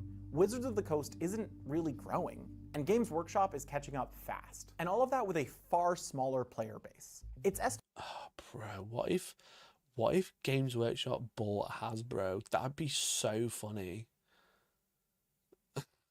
That would be so funny if after all of these years of Games Workshop trying to buy Hasbro, Games Workshop trying to be bought by Hasbro, they end up buying Hasbro anyway. Imagine Warhammer D&D. Oh, wait, we already have that with Cubicle 7. Great company, by the way.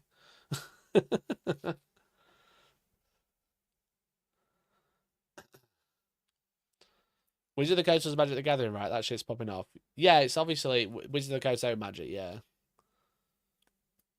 Magic is popping off, to be fair. Final Fantasy set was the biggest ever. Final Fantasy set went crazy, dude. Ty, thank you for the gifted, dude. Really appreciate it. Thank you so much for the 5 gifted. That's so generous of you. I really appreciate that. That's very kind. Thank you so much. If you've just been gifted a membership, make sure you say a huge thank you. Big Mac and Fries, Pretty Odd, Sam Worthington, Matt Riley, and Carl Gregory. Make sure you say a huge thank you to Ty for those 5 gifted. And make sure you join the Discord if you haven't already. !Discord. You get full access to Discord for 30 days now, thanks to Ty. Appreciate you, man. Thank you so much for the 5 gifted. I'm not sure why the alert's not popped up, but I appreciate you. I appreciate you so much. Thank you, bud. Thank you, man. Love the RPG series. Great work from you, the gang. Thank you so much. Thank you so much. I'm really glad you enjoyed it. It was really, really fun. I was really happy with how it's come out. We do have one more like review video, but like we are starting to think of like maybe we do another one. I've already like thought about ways we can do it better, so maybe we do something else soon. So thank you, but I really appreciate it. Critical Role not using their own system is such a weak move. I get it's about money, but come on, have some faith in your own product. Why aren't they using it then? What I don't know what Daggerheart is, to be honest. Is it like an expansion? I got no idea.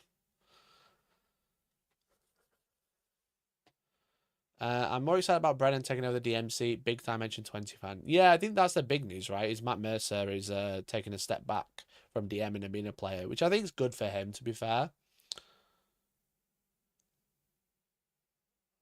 Because people won't watch if it's not D&D. But if they've been doing Daggerheart already, why would they not watch? Or is Daggerheart like a separate thing? I'm really confused. I don't know enough about it to have a conversation about it, to be honest. I don't know enough about it. That's my problem, clearly. Really growing, and Games Workshop is catching up fast. And all of that with Daggerheart is a direct competitor with completely different rules to D&D. Right. Okay. Daggerheart is their own game. Oh, that's a bit cringe then. That makes more sense. You think they'd use it as like an advertising platform for their own game?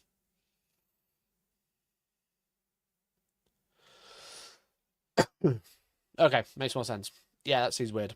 Thank you for explaining it, chat. I really appreciate it. a far smaller player base. It's estimated that D&D has over 50 million annual players, while estimates say Warhammer sees just north of 1 million. So how did they do it? Because there's more to Warhammer's meteoric rise than a few efficiency changes. Because with D&D, you can play it for free. Games Workshop sells models and they constantly change the rules, so you have to keep buying more. It's so obvious why they can keep doing it, you know? Why can they keep doing it? Because us fucking schmucks keep buying new armies. Us fucking losers keep buying more and more fucking armies. And if we're not buying new armies, we're buying new units. How often do you buy a D&D mini? Once? Twice, maybe? One?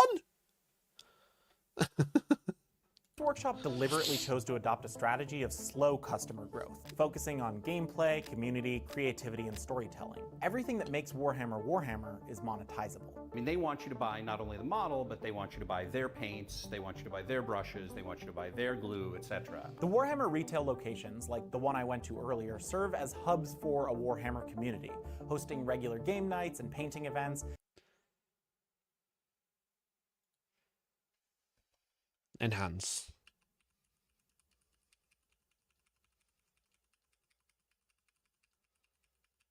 Tom Kirby's big fan, everyone. Closed Tuesday the 15th. I don't think he actually went in. You know? I don't think bro actually went in earlier with his little funny bit. The store's shut. That's your local store, Ty? No way. Is it always shot on Tuesday the 15th? Give me more plastic schmuck bait, please, Shop. I don't think bro actually ever went in, and he could never interview anyone because the store's fucking shut. It's closed. There was that bit earlier, 6:20. Someone remembers 6:20. Workshop stores. The sign's still there. It's closed. There are now over 500 of these worldwide. And this is and he's like, oh yeah, we can't do interviews because no one's in. A new Warhammer player is born. So unfortunately, Games Workshop has a strict policy preventing their retail employees from giving interviews, but that doesn't stop me from going in. Oh my God, these are expensive. He's not inside. He's got the sign on the door. Busted. Caught. It's shut. It's closed, bro. Caught. Lied in the video. These fucking YouTubers, they don't have any morals now. Closed Tuesday the 15th. The lights are off. He never went in. He never got an interview because there was no one. Policy says they could have an interview because no one was in to take one. I do think the policy he's talking about is correct, but he tried to go into the store. It clearly says closed, door closed. That's so funny. That's so funny, bro. What a liar. I would never, bro. Look at him trying to break in. Calling us nerds? He's a thief. Look at him breaking in to the shop that is clearly shut on Tuesday the 15th. I don't know why that's so funny, but I think it is.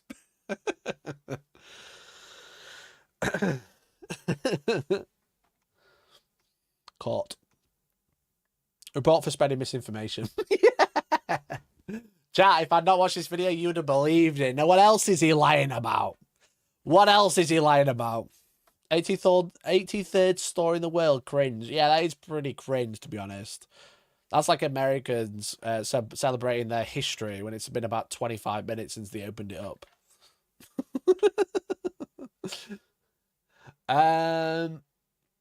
1 million players is wild with how much money an average army costs, how few people play that collect, and how many people have multiple armies. Yeah, 1 million is not a, like, worldwide, not a great amount, not a huge amount, I would say.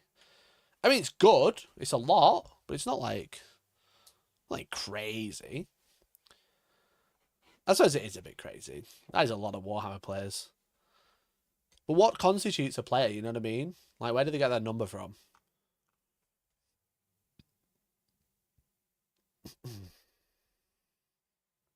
What is the most fun and user-friendly edition of 40k? The current one, probably. Chipotle next door going to be profiting due to location. Yeah, definitely. Chipotle fucking eating good, as it were. Since when are GW stores a hub? I mean, they're a beginner hub, I would say. I would say Games Workshop stores are still a beginner hub. You can buy models, you can paint models, and you can play very small games as a demo, but that's it. You know what I mean? Mikey always uncovers the truth. It's funny because that's actually so true. You know? That is so true. I do always uncover the truth. It's actually ridiculous how often it happens. It's because I'm a journalist. I follow the 4 pillars of journalism. Seek truth. And then the other 3.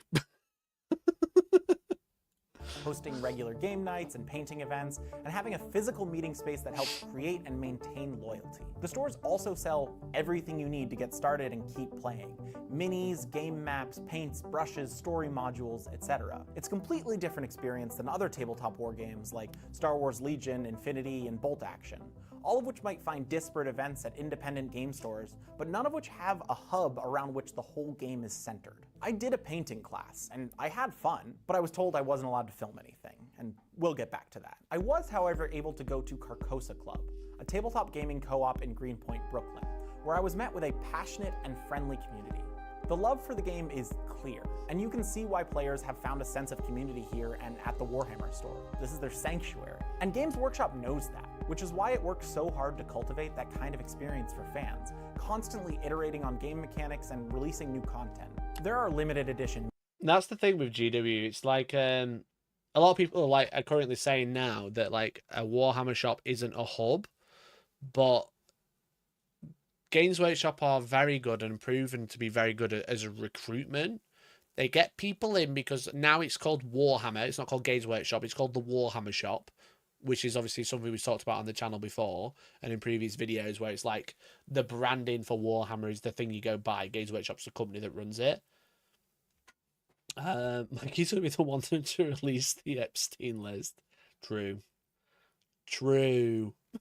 I am. Release the list.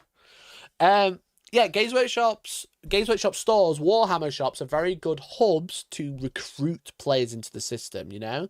You get them in, you give them a free model, give them a paintbrush and let them make gung ho or whatever. And then you go, okay, here's some models, here you can play a little quick game of Combat Patrol. And then you're kind of on your own. It's a hub to get you in it, to get you hooked. And then once you're hooked, you want to play bigger games. You want to play a bit more. You want to paint a bit more. You want to buy a bit more. And you'll keep going to Games Workshop to buy stuff because that's where you started. But I think the natural progression is to go to an independent club. And what ends up happening is it turns out that running independent clubs that do 6x4 tables for everyone are really expensive because you need loads of space. Trying to like hire spaces as an event organizer who runs tournaments and events and stuff. When you're trying to say like, I want 60 people to come to your hall that if they were sat down would hold like 1,000 or like something stupid or like 500. And I want it for 60 people. What's the best price you can do? And they're like, probably 6,000 or something. And it's like, okay, I can't afford that because I've only got like 100 people coming or whatever. You know what I mean? So it's like, so the retail spaces and the clubs have the space, but it costs them a lot of money. But Games Workshop know that they can't have a lot of money because of the Tom Kirby plan of having stores shut every Tuesday because they sacked all the staff. You know what I mean? They're trying to keep their customer acquisition cost, which is like a business term for it, of like how much per customer it costs to get people through the door, you know what I mean? They're trying to keep them extremely low because they have one-man stores and tiny shops. But after that, they don't care. They just want you to keep buying and keep playing. And even if you're buying just from independent stores, the independent stores then all have to just end up spending all their money on space so you can actually play the game that they sell. Whereas like no other game has that. There isn't a bolt action shop. There's one in Nottingham called Warlord. There isn't a Star Wars Legion shop, you know what I mean? There's none of this where it's like, here's a hub to get you hooked. Other games like that, like Star Wars Legion, is word of mouth or it's in the store that you kind of frequent, in the independent store likely. You know what I mean? It's like you get into these other games because you already play Warhammer and you want a side game. And that's why all these games are so much less popular. That's what has been always my thought, is like, Games Workshop's just so good at getting you into their thing that anything else is in addition, not instead of, you know? Eventually, for some people, it does become instead of. Like me, I'm a Gundam card player now, fuck Warhammer. But it's like, eventually, it can become a thing instead of Warhammer, but it's always the way you are brought into it's a side thing. You played Warhammer and saw this. There's not a large percentage of people that play tabletop games that aren't Warhammer, especially like our age, you know, like 30s, 40s, 20s, 30s, 40s. There aren't a lot of people that get into wargaming outside of playing Warhammer and then picking up something else, you know? There are people that do, but like numbers, you know what I mean? Numbers. So it's definitely interesting. We need more local clubs and venues, but you're spot on. Venue rates are brutal. Lots of Scottish groups are relying on lottery funding to over-rent. Lottery funding? Interesting. I have no idea how you'd go about that, but yeah. Yeah, venues are expensive, bro. You know what I mean? Like, you can relate, I can relate. They are not fun. And the problem is then it's like you're like, I can get this many people in so I can afford it, but then you got to sell the tickets, you know what I mean? Pay your rent with Klarna. Right, okay, I'm moving on. I'm moving on, bro.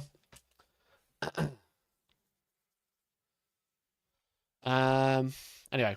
experience for fans, constantly iterating on game mechanics and releasing new content. There are limited edition miniature drops, rule updates, lore additions, all of which serve to evolve the game and keep players investing in the hobby and adding miniatures to their ever-growing gray piles of shame that I'm told every seasoned player has. I keep knocking over this Christmas tree. Also integral to the company's success is the multimedia empire they've created through licensing deals. These 100 million profit in licensing, baby! 100 million free money! You know? 100 million free money. I mean, it cost them 2 million to get it, but like, this is where they're gonna be the big bucks. This is where they're like, holy shit, we can make so much money by doing nothing, by signing paperwork. Just sign a few paperwork, make Space Marine 2, make $1 bajillion. Dawn of War 4's coming out soon. Do you think that's not going to be popular? It's definitely going to be popular. They can make so much money by just signing it away and be like, yeah, you're allowed to make this game. You owe us this much money. You know? We don't know how to make fucking games. We clearly look at 40k's rule set. We know how to make miniatures, but we know what we are good at signing paperwork. Signing so much paperwork to anything. Warhammer Laboobos will be next, I promise. I will buy every single one, but Warhammer crossover with Labooboo will be a thing. I promise you, dude. I promise. Write that down. Quote me. Quote me, dude. Warhammer Labooboo coming 2026. Imagine little Labooboo with a Space Marine helmet. Someone's made one. Someone's made a Space Marine Labooboo. Come on now.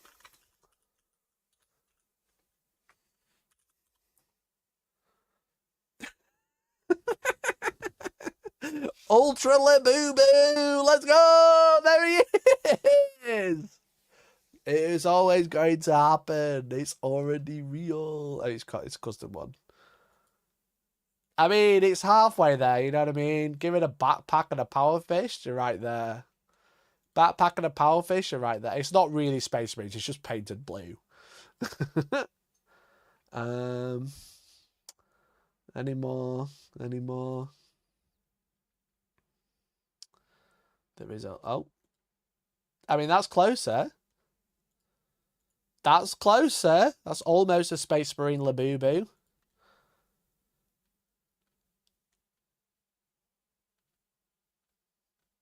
Okay, maybe not yet. But I'm telling you, chat, next year. Next year, Space Marine Laboobos are coming. Is it a Labooboo just a space one? A Labooboo Ambot, yeah, exactly. It's an Ambot. Anyway, licensing. The big bucks.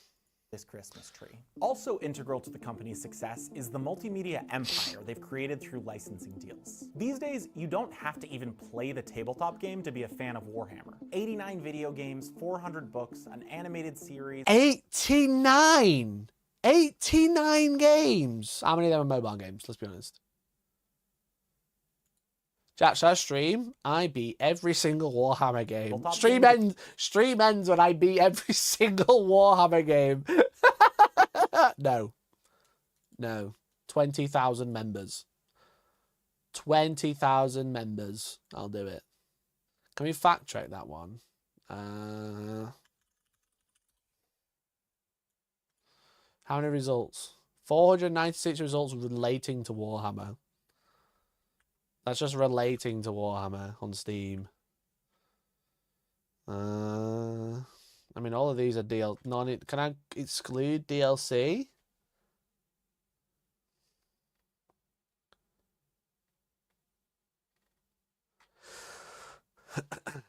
No, I don't know how. Highest price first. Casado bundle. I don't know what that is.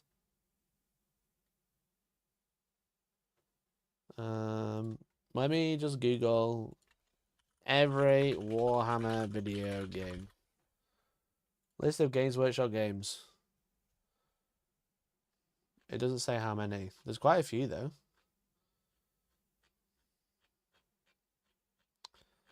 I mean, it looks pretty good. It doesn't say how many though. Does it?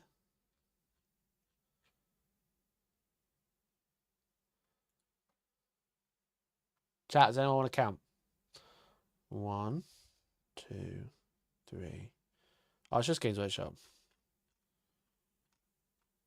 No Games Workshop licensed game has come close to jet washing and Land Raider. The Power Wash Simulator was pretty funny, to be fair. The Thunderhawk was crazy. What did I do? I did the Land Raider, and then it was like a Thunderhawk. I was like, yeah, I'm out. I think there's probably quite a few. There's probably 90 is probably not a bad, probably pretty close, to be honest, considering. I'll let him off. To be a fan of Warhammer. 89 video games, 400 books, an animated series, and an upcoming live-action series produced by Henry Cavill are just some of the Also, multiple live-action, animated series, not just one. But, you know, there is quite a few on Warhammer Plus, let's be real, you know? media projects surrounding Warhammer. These projects last year accounted for about 6% of the company's revenue, or $42 million. And Games Workshop maintains full creative control of the IP, so it can ensure the lore stays consistent across projects. It's a far... Like we said, like 42 million last year. This year it was 96 million or something. In the, because this has obviously come out or been filmed before the investor report. We saw that it was like 90 odd million, and they only cost them about 2 million to make that happen. So it's literally the licensing 42 million crazy last year, but like 90 million profit this year just from licensing alone, which is obviously really crazy, really crazy. Especially if they're saying there's a million Warhammer players, sorry. If they're saying there's a million Warhammer players, that means every Warhammer player spent £9 on licensed product. You know what I mean? Like, not like on average, whatever, but like on average, a person who plays Warhammer will spend an additional £10 on a licensed product. So, which I think is quite interesting. If there supposedly is a million collectors. Whether that's true or not, though, we don't know. Cry from something like Star Wars, which has media in basically every format, and Games Workshop maintains full creative control of the IP, so it can enjoy the new Starfighter movie, starring Ryan Gosling, coming May 2027. But the unsung heroes... Well, definitely not, because X-Wing's been killed. And they're definitely not, because X-Wing's a dead game now, sadly. But yeah, I can understand his point. Like, Games Workshop are just, like, very much... I think after Dawn of War 3 especially, after it started doing stuff that wasn't Warhammer, or wasn't right, quote unquote, I think they're very much a little bit more tight-fisted with the IP to make sure it's all correct. So, hey Jamartin, how you doing, buddy? Happy birthday. Happy birthday, Jamartin, in chat.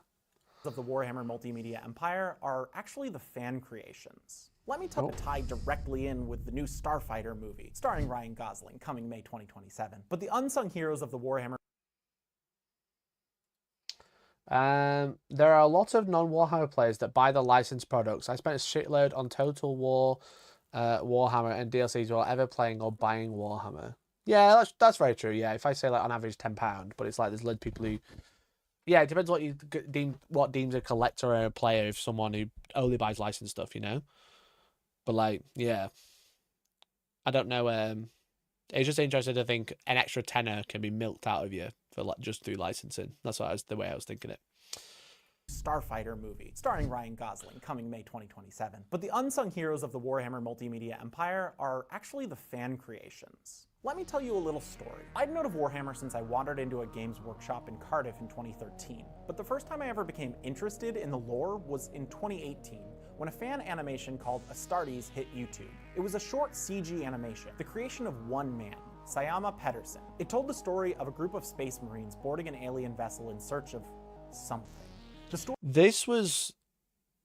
it can't be understated just how crazy this was. You know what I mean? An alien vessel in search of... Like, this one series had like... I can't even remember how much it was. I think it was like 10 million, maybe even more. I quoted myself, and I can't remember how much did it have. Can I look at? Was it on his? It was on the Astartes channel, right? It was like tens of million.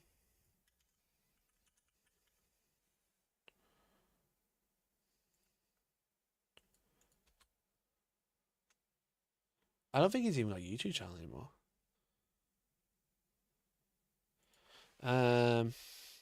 Let me see if I can find it. Hellstorm Warhammer Plus.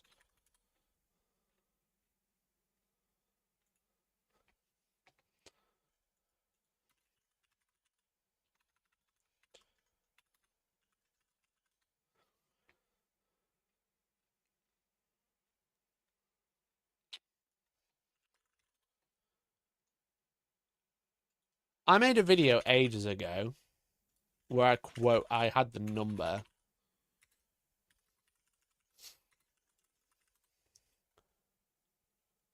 I know the thumbnails, can't remember the video title. God, some of my thumbnails are awful. What the fuck is this thumbnail?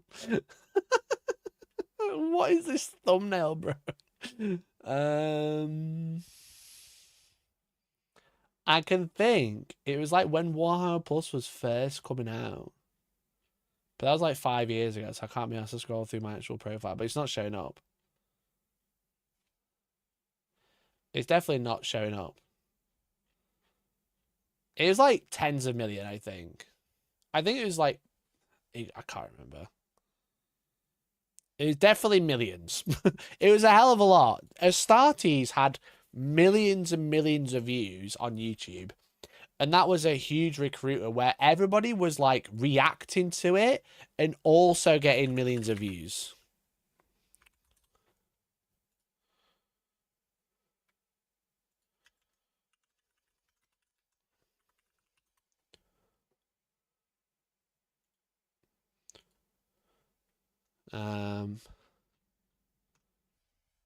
Holy shit, it's got 6.3 million views, the trailer. Jesus Christ.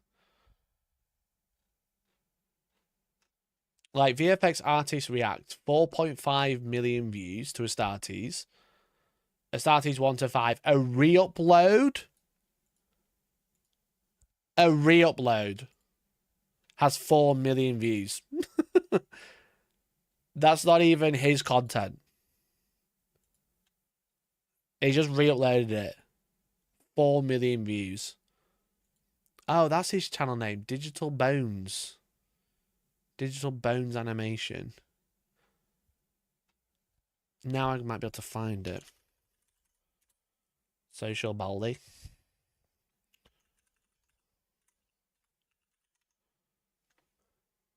Is that it? No. Digital Bones Animation.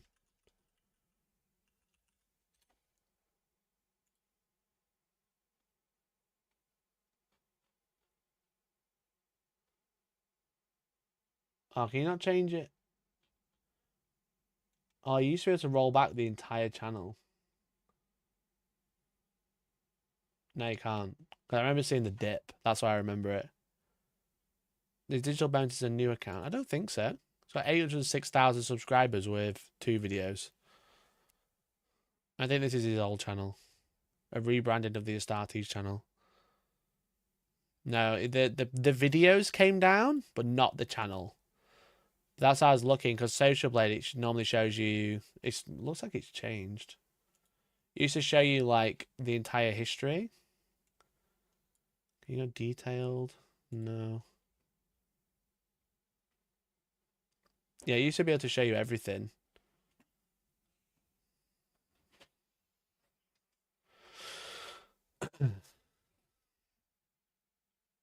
That's a shame. Anyway... Millions of views, more millions of views when people were just reacting to it, you know what I mean?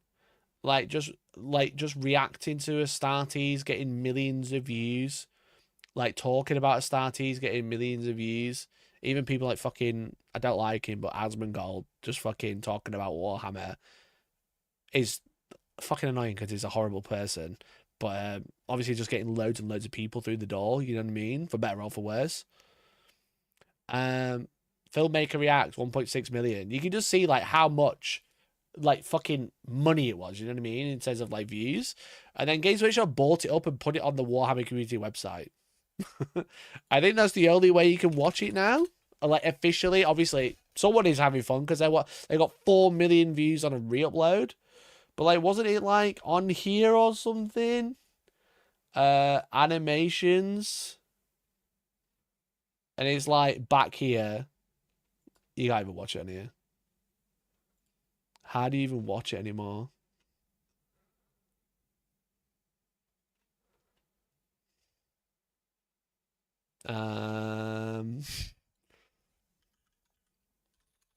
How do you even watch it on games? Like it was hosted on here.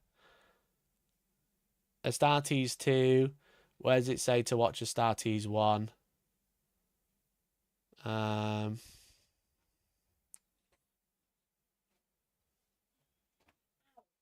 the meantime, there's other great animations on the way. It didn't even say how to watch the first one. It's a Warhammer Plus for free. Okay, so you have to go to Warhammer Plus and watch it there.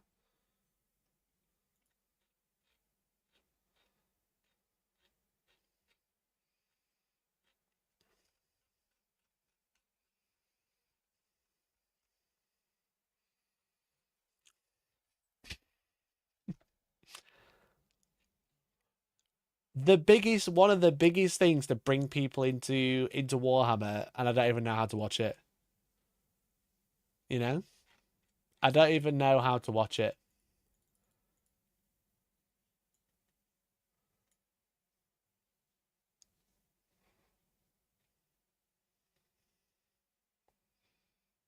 Why is it not on YouTube? You know what I mean?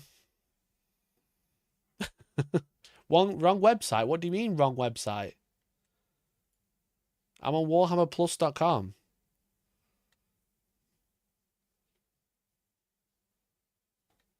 Do you have to go Warhammer TV? I've clicked Warhammer Plus. This is what it brings me to. It's a Warhammer TV, but not Plus. Is Warhammer Plus called Warhammer TV? Why is it called two different things? Why does Warhammer Plus not take me to... Can you see what I'm trying to say? Can you see what I'm trying to say? Is that they've not bothered putting it on YouTube. So now I have to go to a different website to then search Astartes. And then it comes up. And now it's not even free anymore. Is it? Oh, it's free. Let him off. Let him off. Do you see how much friction that was?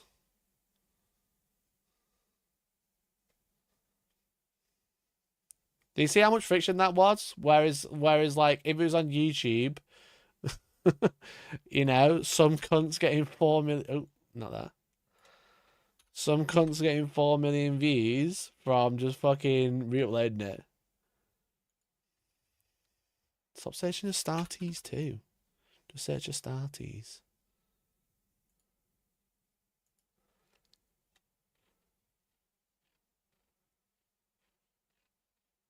God, it's all fucking shorts. Can't do anything on this website anymore.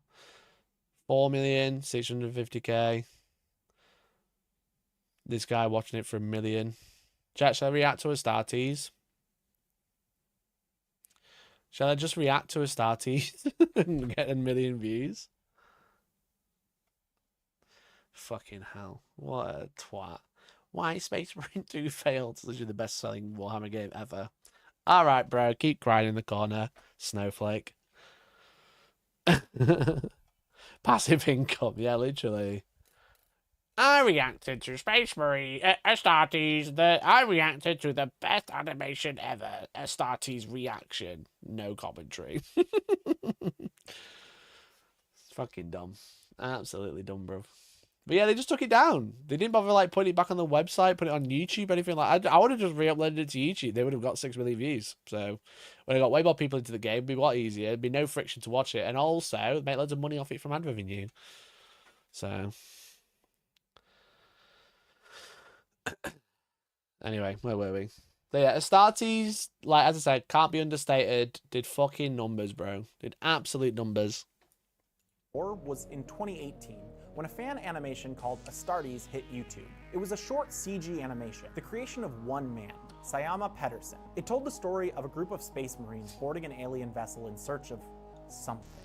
The story was widely praised and is, according to many, single-handedly responsible for creating tens of thousands of Warhammer fans. Over the next 2 years, Definitely. Sayama released 4 additional episodes of the series to universal acclaim. You really should go watch it, but oh, what's that? You can't? The only version of Astartes easily available is a low-quality re-upload. The official thing now sits behind a paywall on the official Warhammer site, where See, that's wrong. But how is he supposed to know? Look how much friction I had just trying to find it. You know what I mean? It is free. I wasn't logged in, but it's so much friction to get there.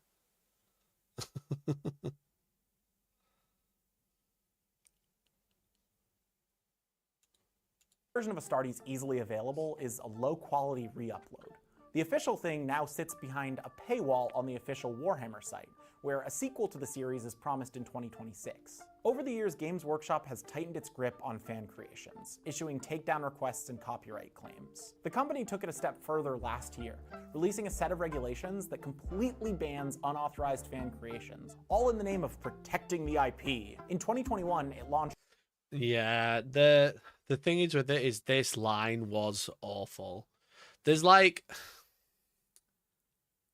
It's such a funny one because ultimately there's lots of people that make fan animation which are very true to the law, but it is a fan animation, and Games Workshop are just running with an iron fist with the IP protection that they've got with like the licensing and everything. It's just like an iron fist. And like on one hand, I can understand that if they see a fucking... I think I said this before as well when it first came out. If they see a fucking Black Templar, like, railing a My Little Pony or something, maybe they want to take that down. But ultimately, it just leaves a sour taste in a lot of people's mouth that are trying to make very, very highly edited, well done, highly animated, true to the nature of the IP, just fan projects, you know what I mean?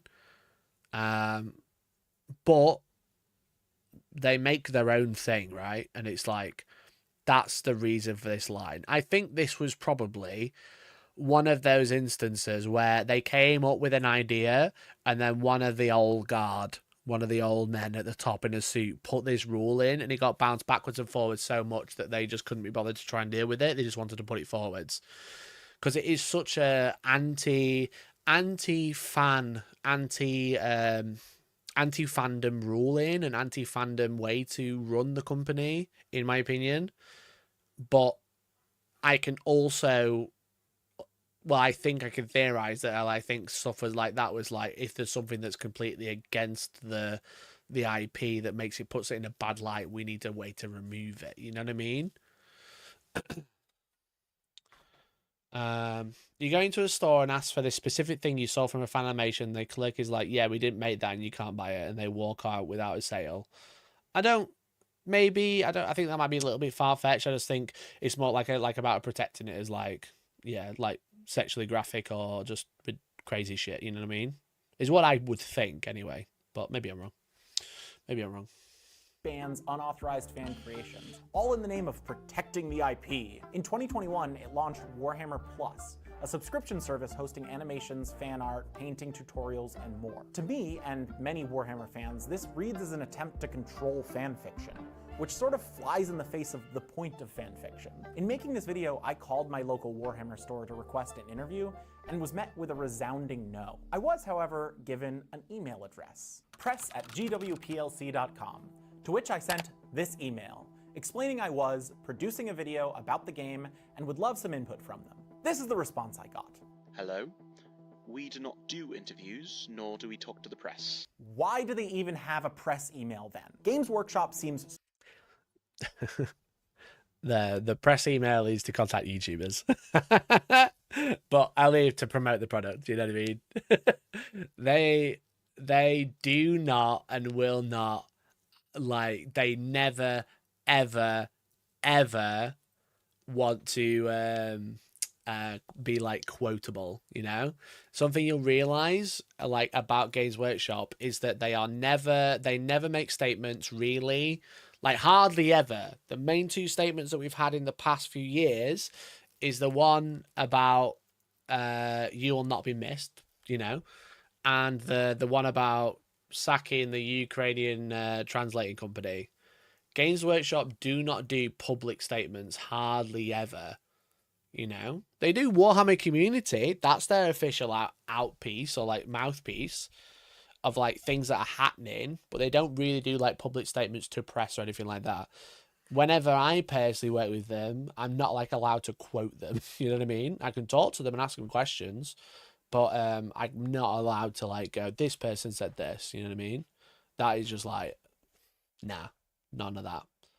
None of that. We don't do that. We don't do that here. So yeah, they have a press email, but that's just to be like, yeah, you look cool. You have a cool channel. Would you like some support? You know what I mean? It's not for press to contact them, if as it were. So, but he also says, this is not the exact context of the emails. We were told we could not share that. It kind of just lines up with exactly what I said. It's like, they do not like being quoted at all. So even like, look at like, I think it must come from like the CEO, because he doesn't even like his pictures being taken. You remember there was that Daily Mail article not long after the CEO shooting, the United Healthcare shooting, of like, these were all the top CEOs in the UK, and it was like 4 white dudes and then a space marine, because what's his name, the current CEO, he doesn't like his picture taken. He's like not online or anything. It's not like you can find him on Facebook or LinkedIn or anything like that. But yeah, they he was like, yeah, just put a picture of a space marine because there's no picture of me online. So yeah, very interesting. Definitely. Talk to the press. Why do they even have a press email then? Games Workshop seems so cagey toward anyone wanting to engage with the community in a way that it doesn't specifically sanction that it might actually be alienating both long-term fans and potential new fans alike. These fans aren't making money from their creations. They're not making them hoping to get anything. They make them purely for their love of the world that Games Workshop has created. And rather than embrace them, or better yet, promote them, Games Workshop chooses to shut them down, lock the ones the company likes behind a paywall, and hold a threat of lawsuit over anyone who might dare to create something related to their IP. That is so true. It is true. I think bro clearly been reading Reddit because it's on his fucking screen, where I think more of the vitriol is from. But yeah, it's they definitely like it is annoying because sometimes they do rule with an iron fist, but also sometimes they are like, yeah, we really like what you do. Do you want to work with us? Like Astartes is a prime example. Whilst I don't agree, the thing is free, you know. Don't get me wrong, the animations is free. It's a shit place to find it. Like, it took me a good few minutes, as someone who frequents those websites a lot, a good few minutes to find it. The Astartes thing still is free, and that guy, Sayama Peterson, who made it, works for Games Workshop and basically worked on the secret level episode, which is obviously crazy. You know, he works on, I believe he works on all of like the cinematic trailers, or he's at least like a storyteller or storyboarder for it, for all the cinematic trailers they do for every single game release now. Like, not only just game release, but also tabletop game release. They have a cinematic trailer for it, which looks stunning every time. But yeah, on the other hand, they do rule with an iron fist, so they shut down things that probably shouldn't be shut down. But also, before someone says it, you know, text-to-speech device didn't get shut down. Didn't get shut down. That was for lack of better term, not to insult them or anything, but they just gave up. There was a lot of lawsuits going around, a lot of ideas of lawsuits, a lot of cease and desist being talked about, but text-to-speech device, as far as I understand, never got one. They just went for, we're going to play it safe and bin it off. And I don't know if that was because they were trying to play it safe or they were looking for a way out, you know what I mean? And they wanted to do their own thing. And it was easier to say Games Workshop was coming after us rather than actually do it. Because Games Workshop, as far as I'm aware, never... I'm happy to be proven wrong. Don't get me wrong, happy to be proven wrong. But as far as I remember, text-to-speech device, if the Emperor had a text-to-speech device, which is obviously a beloved animation, never got taken down, never got contacted. And if it had, it wouldn't be on YouTube. And I think it is. If they received a cease and desist, they'd have to take it all down.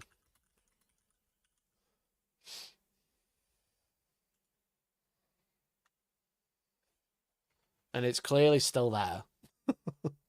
You know? I think Brother Alpha Boost, as much as I love their work, and I think it was great, don't get me wrong, I'm not trying to say I don't like them or anything, because I think what they made is great. I don't think... Oh, God, they made so much shit, didn't they? I don't think if the Emperor had a text-to-speech device was taken down, otherwise this wouldn't be... If they got a cease and desist, this wouldn't be here, you know? Usually when companies send cease and desist, they don't go, you can leave up everything you've already done, but take down, you can't do any more. It's usually take it down, you know? You know what I mean? So to be like, oh, fuck Games Workshop, they took down Emperor after the text-to-speech device. I don't think that's the case. Otherwise, none of this would be here. It'd be a re-upload, just like Astartes, you know? Other things have taken down. Was it Soda? That's not gonna fucking show up, is it? Soda animations. Oh, God. God damn it. What was his name? Sodas? Sodas. There we go. They made a bunch of animations. Look, Black Templar. Credit goes to GWO Sodas. They made a bunch of animations. They got a cease and desist about it because I think what happened was I can't remember the exact drama. I'm not going to be able to find it, but it was like they were going to work with Games Workshop, then they decided not to. Yeah, my little soda pop, exactly. They decided not to. So all of their stuff, they were like, well, if you're not going to work with us, you're against us. So take down your animations. So they don't have any Warhammer work on here now. You know, they moved to like Halo. So for Sodas to be like, we're not going to work with Games Workshop, we got to take all our stuff down. For then, yeah, if you're not with us, you're against us. I'm pretty sure that was the case. And I am just going off memory for all of this, allegedly on screen. For them to take all their stuff down, but then for Emperor had the text-to-speech device to be still there on Brother Alpha Booster's channel. Like, they didn't get a cease and desist. They just fucking dropped it. Probably understandably, because they're probably quite scared of getting a lawsuit or whatever. But, like, it's like, you can't say, fuck Games Workshop, they took down the Emperor text-to-speech device, because if they were going to send them a cease and desist, they would have been one of the first ones. So, Little Plastic People, control equal protection. People love 40k because G will retain tight control. I would imagine they're concerned about deleting the lore outside their directly the control. Yeah, but like on the one hand, it's like fan animation. It's called that for a reason, you know what I mean? But the way I understand that, like I said, if things were like, you know, if things were like, oh, fucking Space Marines are just banging, you know what I mean? They probably wouldn't want that. So I understand that they need like a way to deal with it. But also I think the way they deal with everything is probably not the right way. Like if you're not with me, you're against me, take all your shit down. It's a bit cringe, you know what I mean? Especially if it's like very faithful. Alpha Booster put out a video saying he didn't want to even attempt to fight Gido's legal department, so he ended it. And I don't, but I'm pretty sure he wasn't even contacted. You know what I mean? I don't think he was ever even like notified or anything. Because if you had a legal team, you would have got a cease and desist. If you had the courage to fight them in court, I'd be fascinated to see how it plays out. I guess the only one that we have is like a good example is Chapter Studios. There's not really been any other big lawsuit with GW since. So, anyway, go back to Bro Who Read Reddit.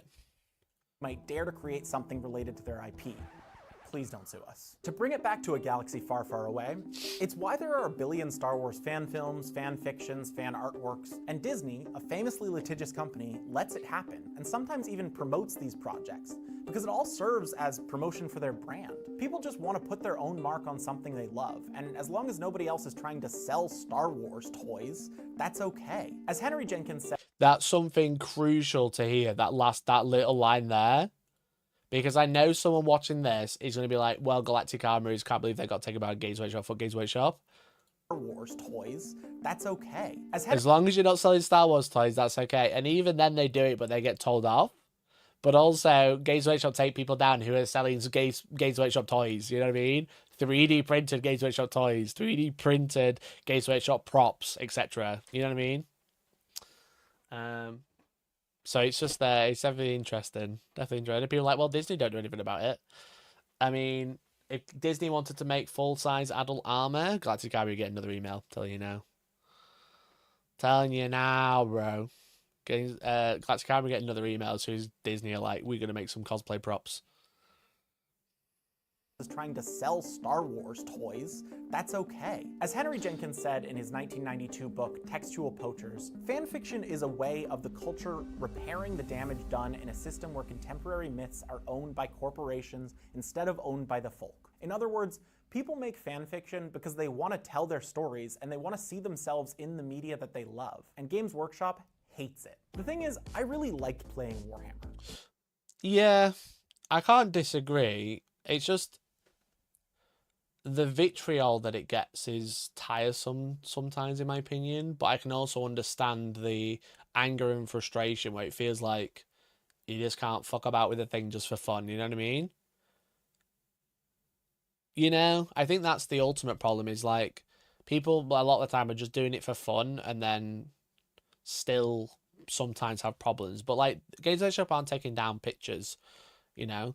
They're taking down fan animations, which is annoying, but otherwise, most of the legal battles that you hear about Games Workshop now is 3D printing stuff, because that is like Games Workshop, you selling Games Workshop toys, you know what I mean? Most of the lawsuits you hear about now, there's not many about like Games Workshop taking down animators. There was that one guy who was just like a bit weird recently.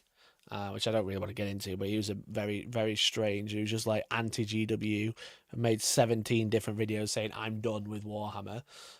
Clearly you were done, and then you made another 16 videos. But yeah, like the most of the legal battles that they have now is just against 3D printing stuff, which I like. You can't disagree with, really. Let's be honest. So media that they love, and Games Workshop hates it. The thing is, I really liked playing Warhammer. And I honestly would continue playing it, and might. And graciously, despite my being a complete novice, the players at Carcosa Club took me in and helped me start playing. This is it. This is how Warhammer grows. Not through flashy marketing campaigns or dumbing down of the game. People feel a part of the community, bringing them together to play and creating lasting memories that will bring them back for years to come. Whether they're a painter, a lore nerd, or just curious, all are welcome to the war. I commend Games Workshop for the community it's built and the story it's created. I admire its ability to do it all while retaining control of its IP and focusing on the quality and connection over explosive growth. The company's story shows that the all-too-common mantra, grow fast and break things, isn't the only way to build a successful, sustainable company. Sometimes the slow burn works just as well. But if Games Workshop keeps fighting against its own community, I fear its candle might someday burn out. that was a good video. That was a good video. A lot of interesting points. Some of them I didn't always agree with. But some of them I didn't always agree with, but it's also like, if you only read the vitriol, I can understand why you come to that opinion. But yeah, good video. Well, pretty well researched, and some interesting points there that even I didn't realize, you know. So make sure you go like the video and go and give him some support. Good video.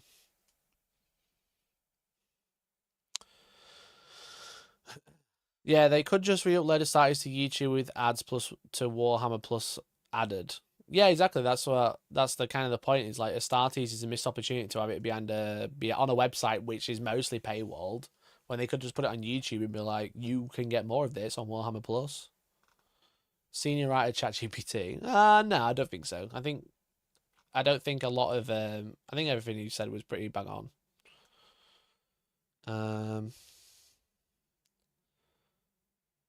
This is Matic expenditure army, isn't it? Yeah, literally.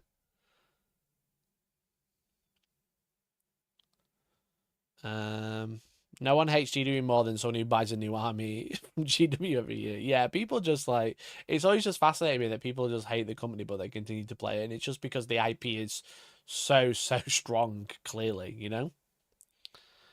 Partyful has tweeted that they...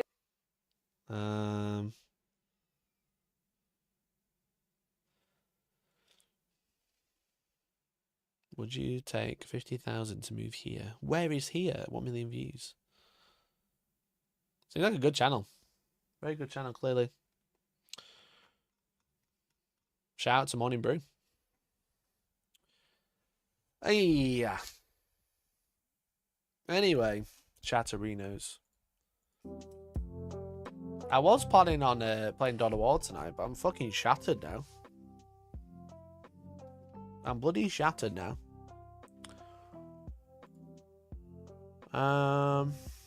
Where were we? Where's chat? People claim to hate GW just like they claim to hate Nickelback. I love Nickelback. Yeah, people love to hate. People just love to hate things, you know what I mean? Sometimes people just hate things for no reason. You know, there's like, it's like Dawn of War. It's a bit like Dawn of War 3. It's like, it's a bit like Dawn of War 3. I think it has a bad rap, but people hate it more because it's fun to hate it. Or Coldplay. No, that's deserved hate. Coldplay is deserved hate. Nickelback isn't. Some of the B-Sides album and all the stuff that wasn't as popular, like Photograph or Rockstar, was good shit. You know? AI Star Wars already has better content than a lot of Disney.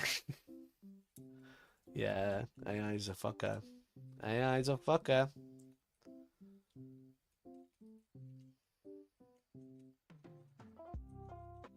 Coldplay ruins families, that's true. I think Dawn of War 3 had a big disappointment factor. Yeah, I think that's probably a large part of it, was the letdown is the hate. It's not that the people hate the game, it was just not as good as they hyped it up to be.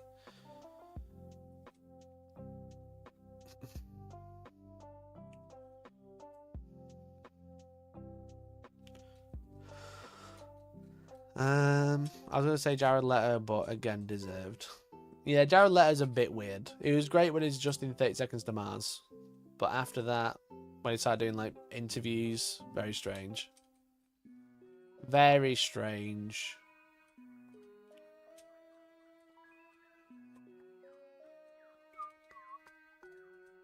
And CEO careers, yeah. Coldplay love to ruin CEOs. It's funny, though. It was very funny. Chad, do you see Silk Song finally got date announced? This might be an unpopular opinion, but I didn't like Dawn of War 2. Oh. I thought Dawn of War 2 was fine. It was decent. It wasn't Dawn of War 1. I've spent a lot more hours in Dawn of War 1 than Dawn of War 2. Doesn't Jared Leto have a sex cult? Good actor, creepy sex dude. Yeah, he definitely has a weird cult, yeah. Definitely has a strange cult. Dawn of War 2 was very different because it was squad based, you know what I mean? It was a bit like fucking Ultramarine Squad Command. It's fucking Squad Command, you know? Remember that one? I keep wanting to play it, but I know it's shit. I know it's shit. I know it's bad. But I keep wanting to... 10-hour full gameplay. Hello and welcome. Today, the game we're checking out 10 hours for a DS game? That's crazy. Bro's playing on an emulator. Look how it's been scaled up. It doesn't look this good on a DS.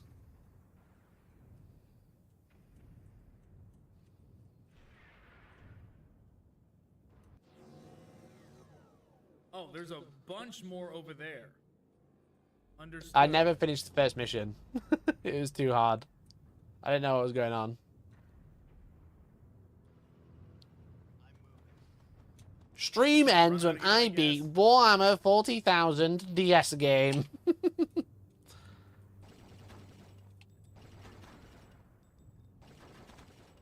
Didn't even kill the cultist, bro.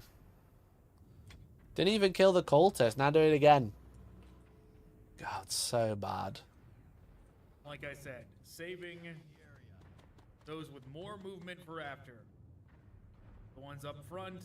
So bad, bro. Look at the state of them fucking character models. Complete miss. I wonder how much money they made from this game. You know what I mean? Maybe £3. Then again, since it's 0 development time, clearly, maybe a bit more. Prove your worth. Show me 2.5 hours in. Show me some good shit. It killed the JPEG, yeah. Show me a good mission. Oh, look, it looks exactly the same. Oh, there's a tank. There's a predator. Yo, predator time. How's a predator part of the squad?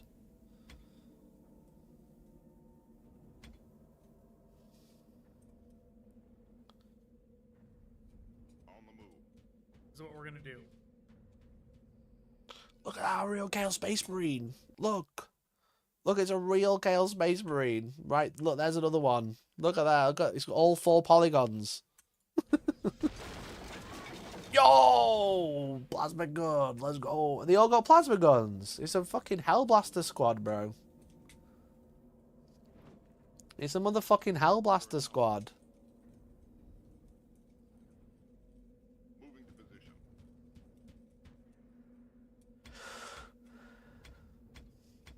Get the Predator roll. I want to see the Predator move. Come on. Stop fucking about with these shits. Get the Predator moving.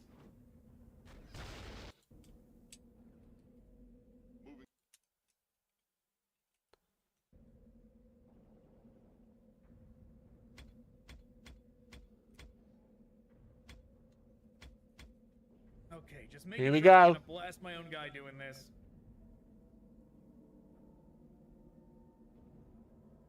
Oh, is that a range?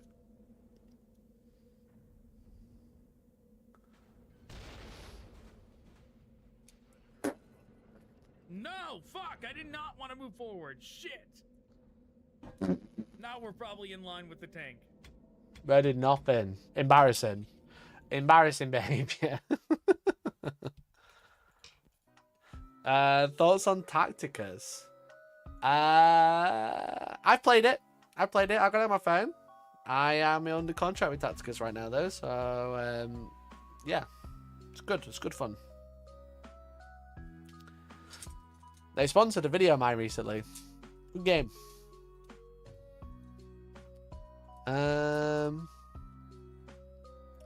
anyway, chat. I'm feeling awfully tired.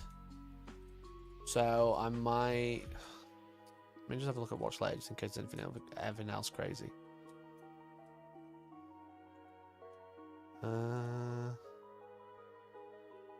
There's like 2 more videos I keep wanting to look at. The Warhammer store in Japan you never heard about, and the Total War report. Yeah, I'm fucking shattered now. I've run out of G Fuel, that's why. I've been now down on G Fuel for like an hour. Very tasty, but rather than smashing another one, I think I'm gonna call it a night. I'm gonna be releasing a video on Sunday regarding the Gundam card game, but with my RX-78, which I showed on stream earlier.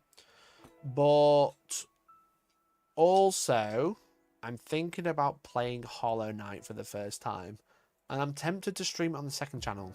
You know, I put out a video today though, and it's like, it's not even gone fine, it's gone extremely poorly, so then maybe I just don't bother. You know, I put this out today and it's gone extremely poorly. I thought I had a great thumbnail as well. I definitely stole it from another YouTuber. I thought I had a great thumbnail, but so it's making me like, the whole point of the second channel was to be like interesting stream topics and just alternate stuff about what I'm interested in. And it's gone really bad. So, will G Fuel be sponsoring All Stars? If the package arrives, yeah. I'm hopefully going to be giving away a G Fuel cup and some drink. You know, I'm just waiting for another parcel to arrive. So, it should be good. It should be good. You know, I've got a cup and I've got some drinks to like flavors of drink to give away. So it should be like a little starter set, essentially, like a cup and 3 drinks. So, shout out to G Fuel. Let's point G Fuel in chat. You get 20% off using code Hellstorm at checkout if you wanted to try it. It's very good. It's very tasty. But mine's just one off. I'm just one off. I drank it like 2 hours ago. So, chat for today. That is it. Thanks so much for watching. Thanks for hanging out. But I'll be back on Monday. And we have a video coming out Sunday, and we have a tournament next week. So a big week next week. I'll hopefully be doing the 40k stream next Friday, because there'll be a load of people about. So we should be able to do one. Might even ask if anyone with the new Votan wants to come play. Maybe. We shall see. But if not, we'll just see how it goes. You know what I mean? We'll just see how it goes. It should be a good laugh. So thanks for hanging out. Apologies for the no game stream tonight, but you've all been super generous, and I hope you've enjoyed the videos and like the commentary about what we've done and the different bits we've talked about. I wanted to stream for a bit longer, but I've just come over like I think it's quite warm in here as well. Come over really tired. So rather than like giving you a shit experience, I'm just gonna go sleep. So thanks for watching. I appreciate you, and I'll catch you on Monday. See you later, chat. Thanks for watching. Bye now. Bye. Appreciate you. Have fun. Have a nice weekend. I'm going to play Gundam tomorrow. And then I'm going to edit a video about Gundam. Having the best time. Having the best time. Is anyone live that likes set raids? Nope. Thanks for watching. Bye.